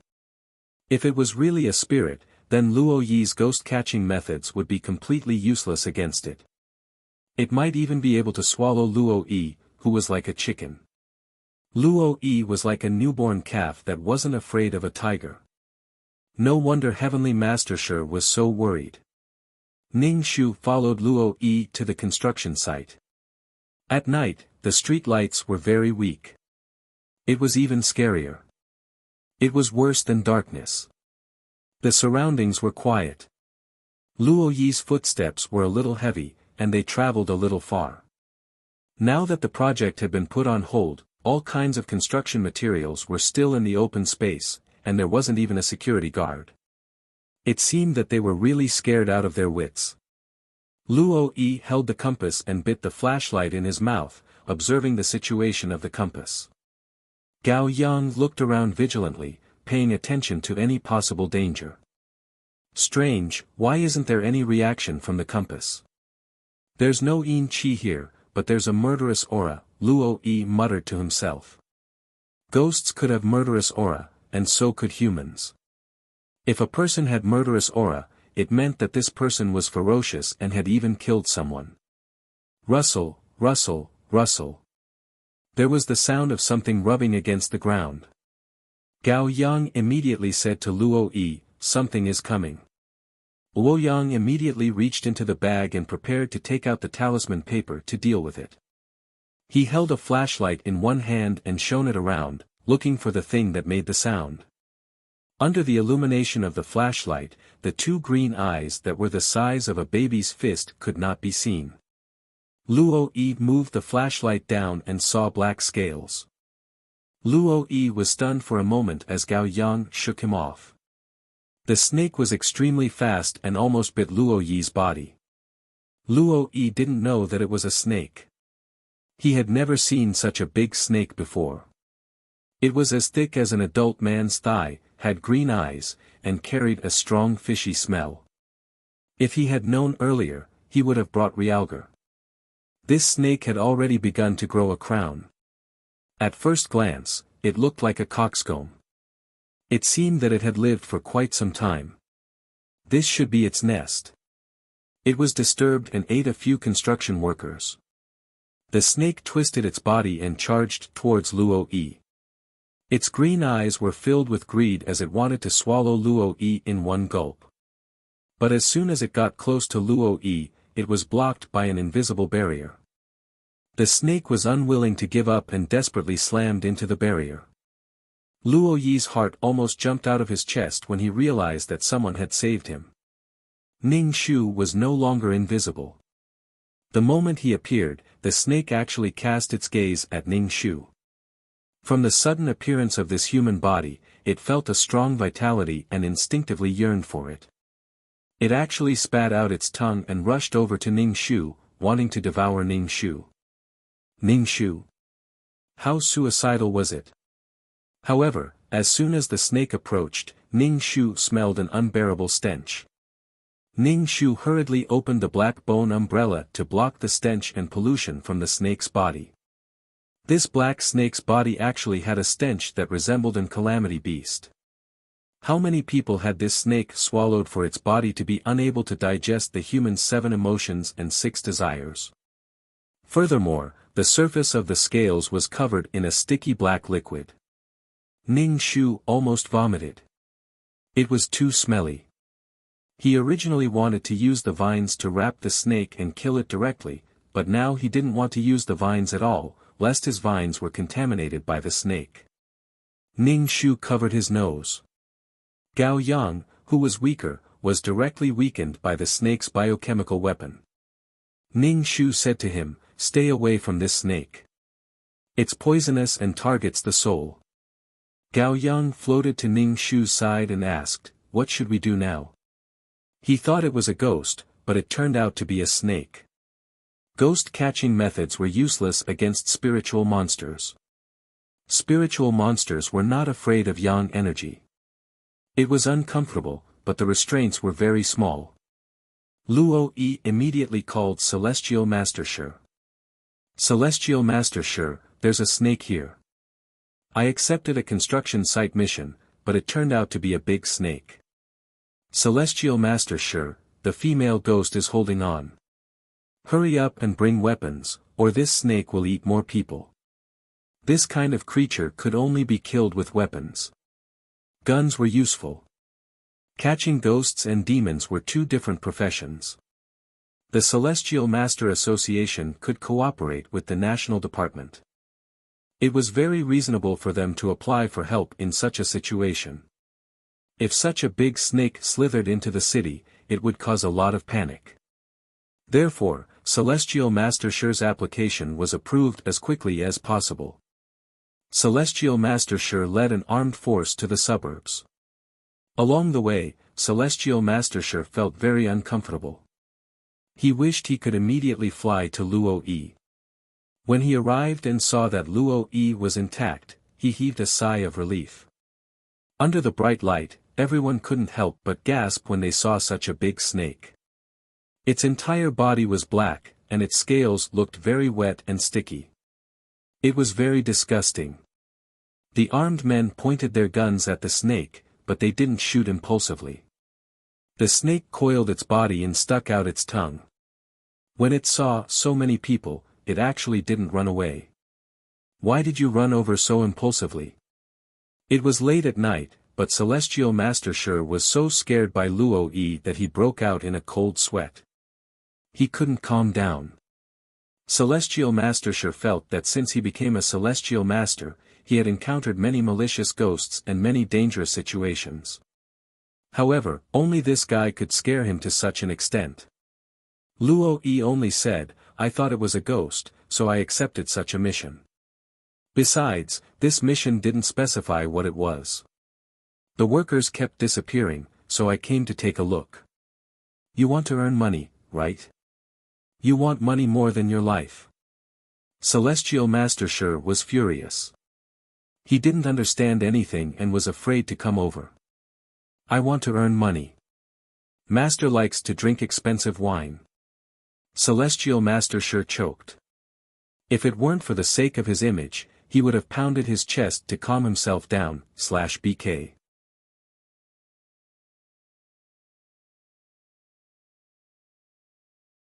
Chapter 30-23. Perhaps the snake was very confident in its own strength.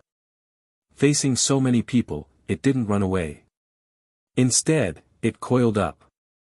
They were confronting the armed forces. Ning Shu hid far away.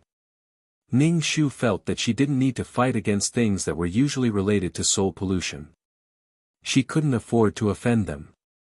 Fighting with such things was completely polluting one's soul. Even if she won, she would still lose. If the soul was polluted, what was the point of fighting? She would have to forcibly separate the soul power and deal with it. How painful would that be? So, this kind of thing should be left to the armed forces. She just needed to watch from the side. Gao Yang stood beside Ning Shu. Ning Shu distanced herself from him in disdain. "Stay away from me. You've touched a snake." Just as Luo Yi was about to leave, Gao Yang kicked the snake away. "Gao Yang, are we still partners? Can you not be so direct? What exactly is on the snake's body?" Gao Yang had no choice. He had never seen such a situation before. He could only ask Ning Shu for advice.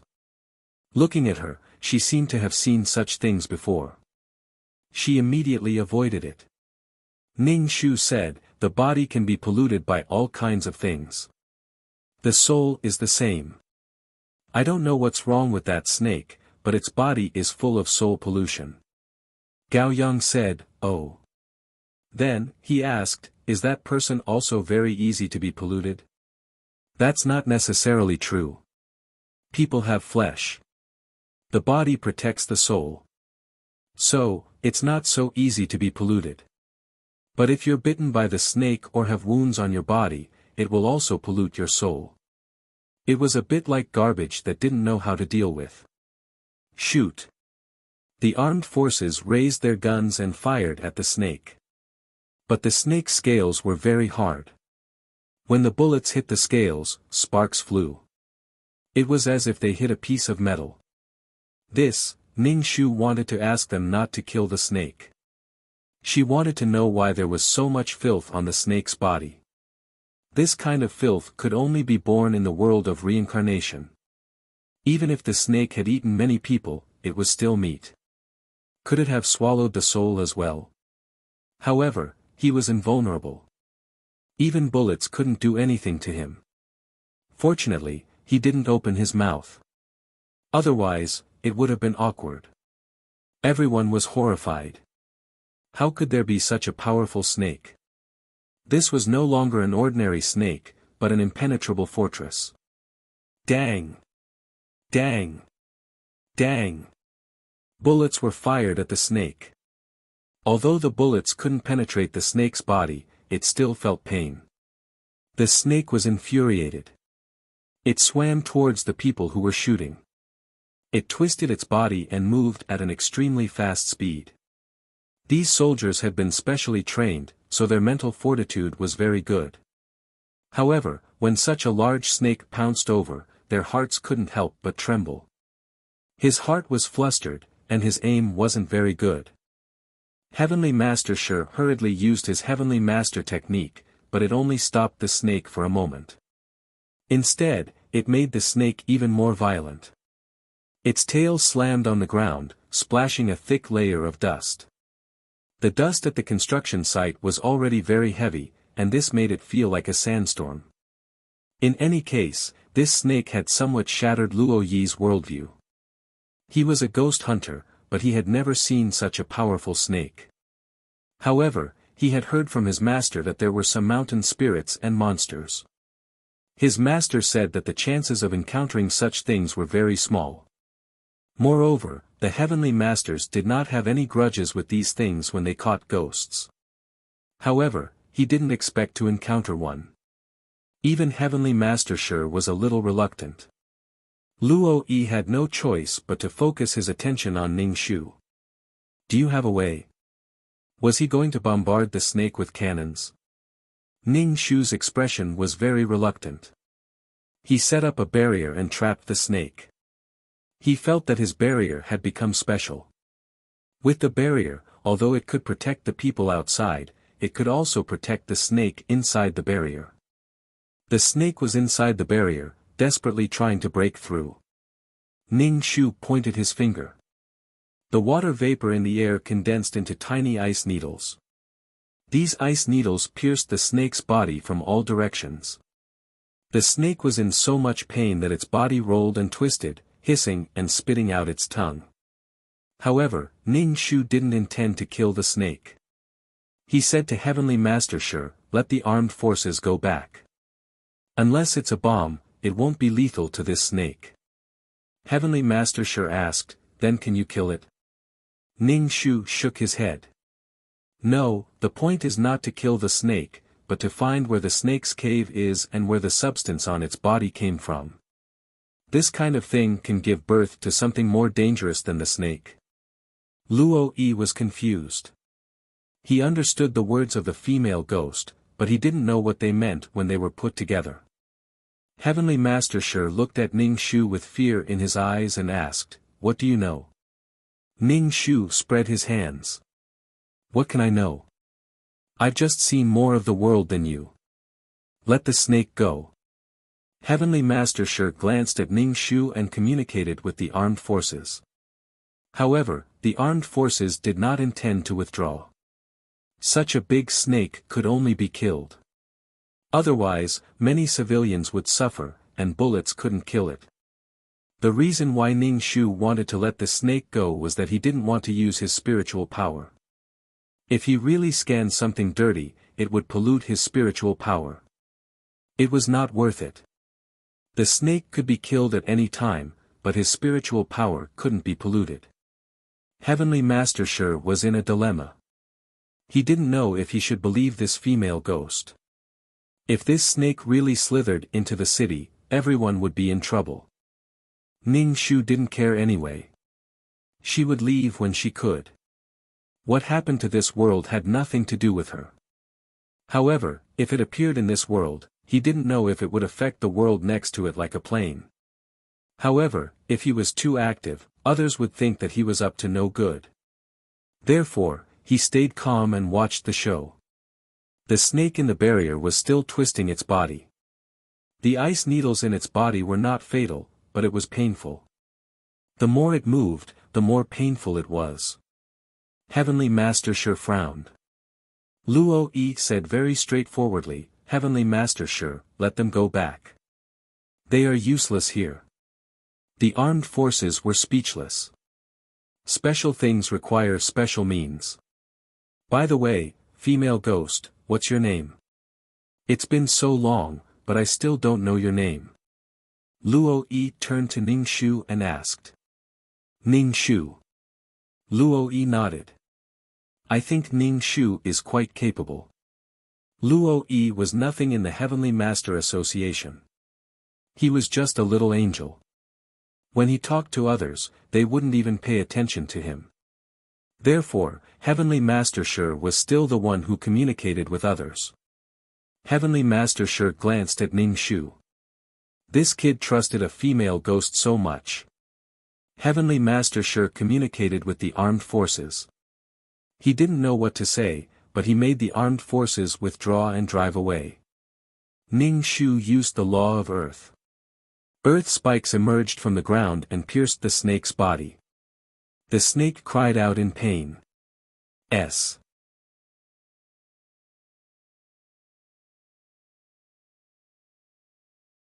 Chapter 30-24. When the armed forces were far away, Ning Shu said to Heavenly Master Shi and Luo Yi, "Stay behind me. I'm going to release the snake." Luo Yi hid behind Ning Shu without a second thought. Heavenly Master Shi was very upset. This fool would cry one day after being deceived by others. Heavenly Master Shi stood beside Ning Shu. Ning Shu released the barrier, but the snake still wanted to take revenge on them. Ning Shu stared at the snake and wanted to cover his nose. The black bone umbrella turned even darker.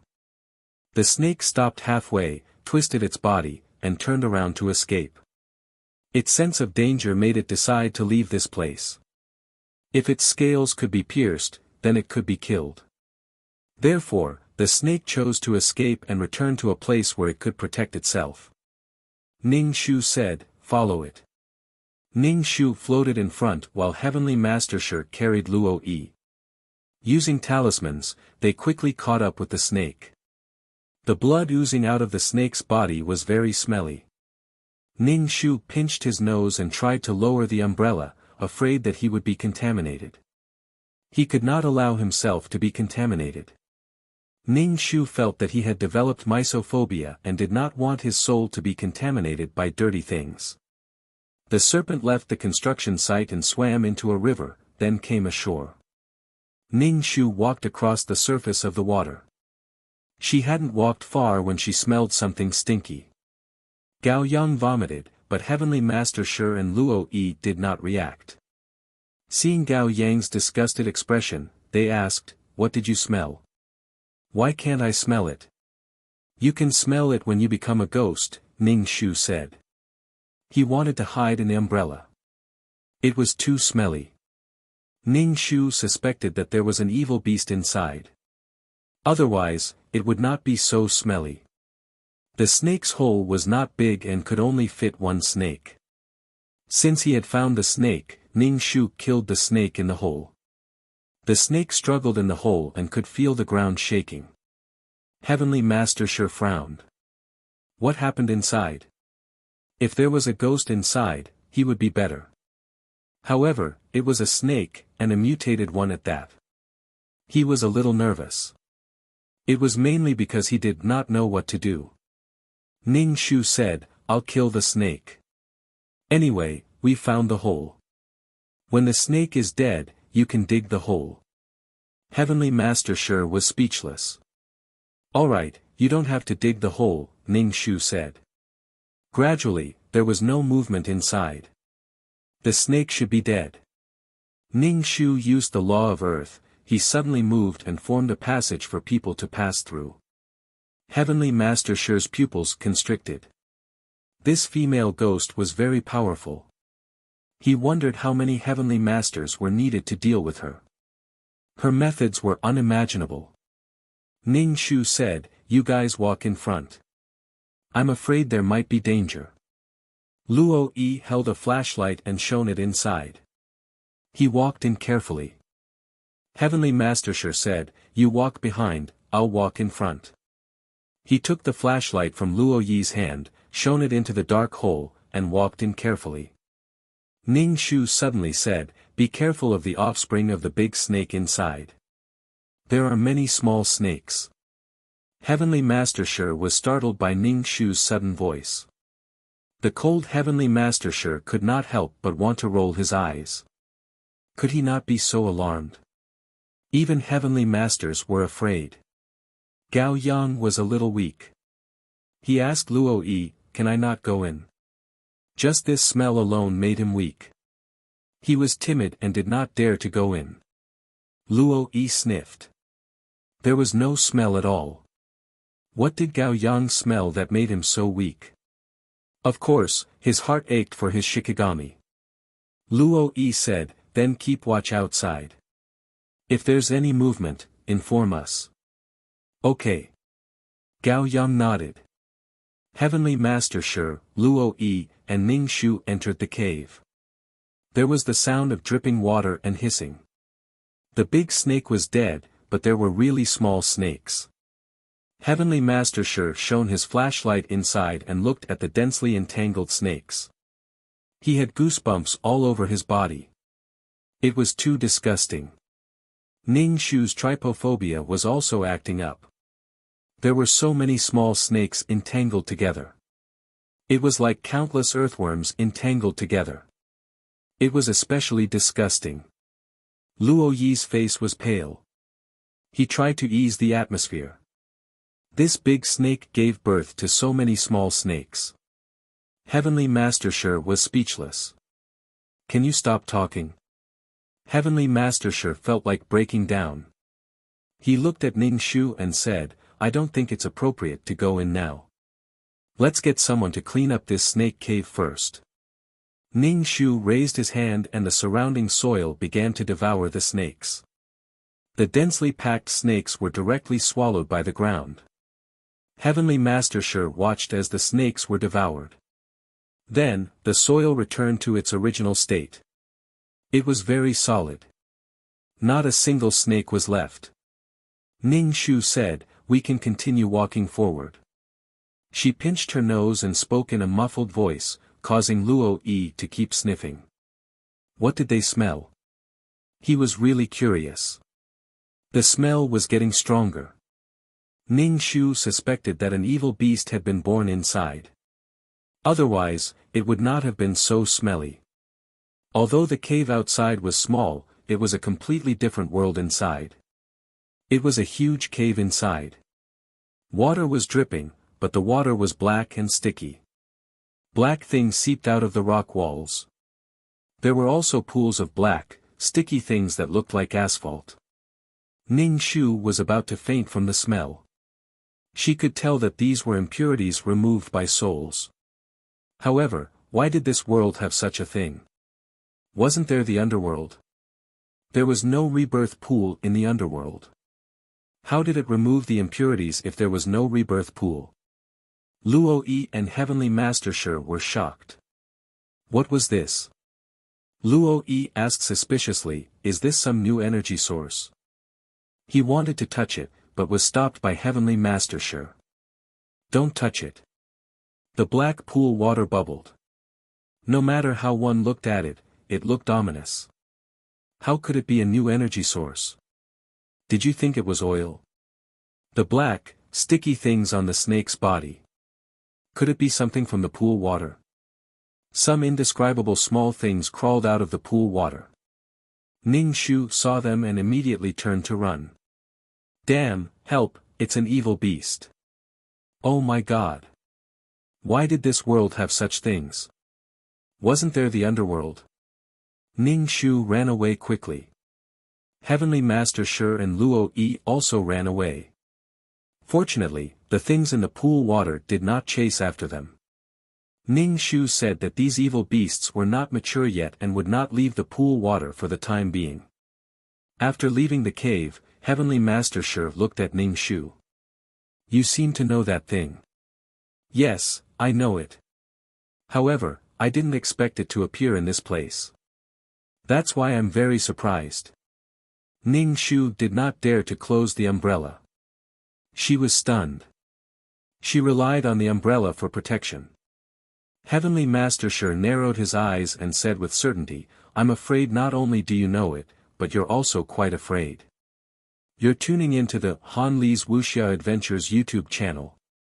We're so grateful for your support and don't forget to subscribe to join us on this incredible journey through captivating stories. Your generosity through donations truly makes a world of difference, as it's the primary source of revenue that allows me to expand and enhance this channel for you. Thank you from the bottom of my heart for being a part of this adventure.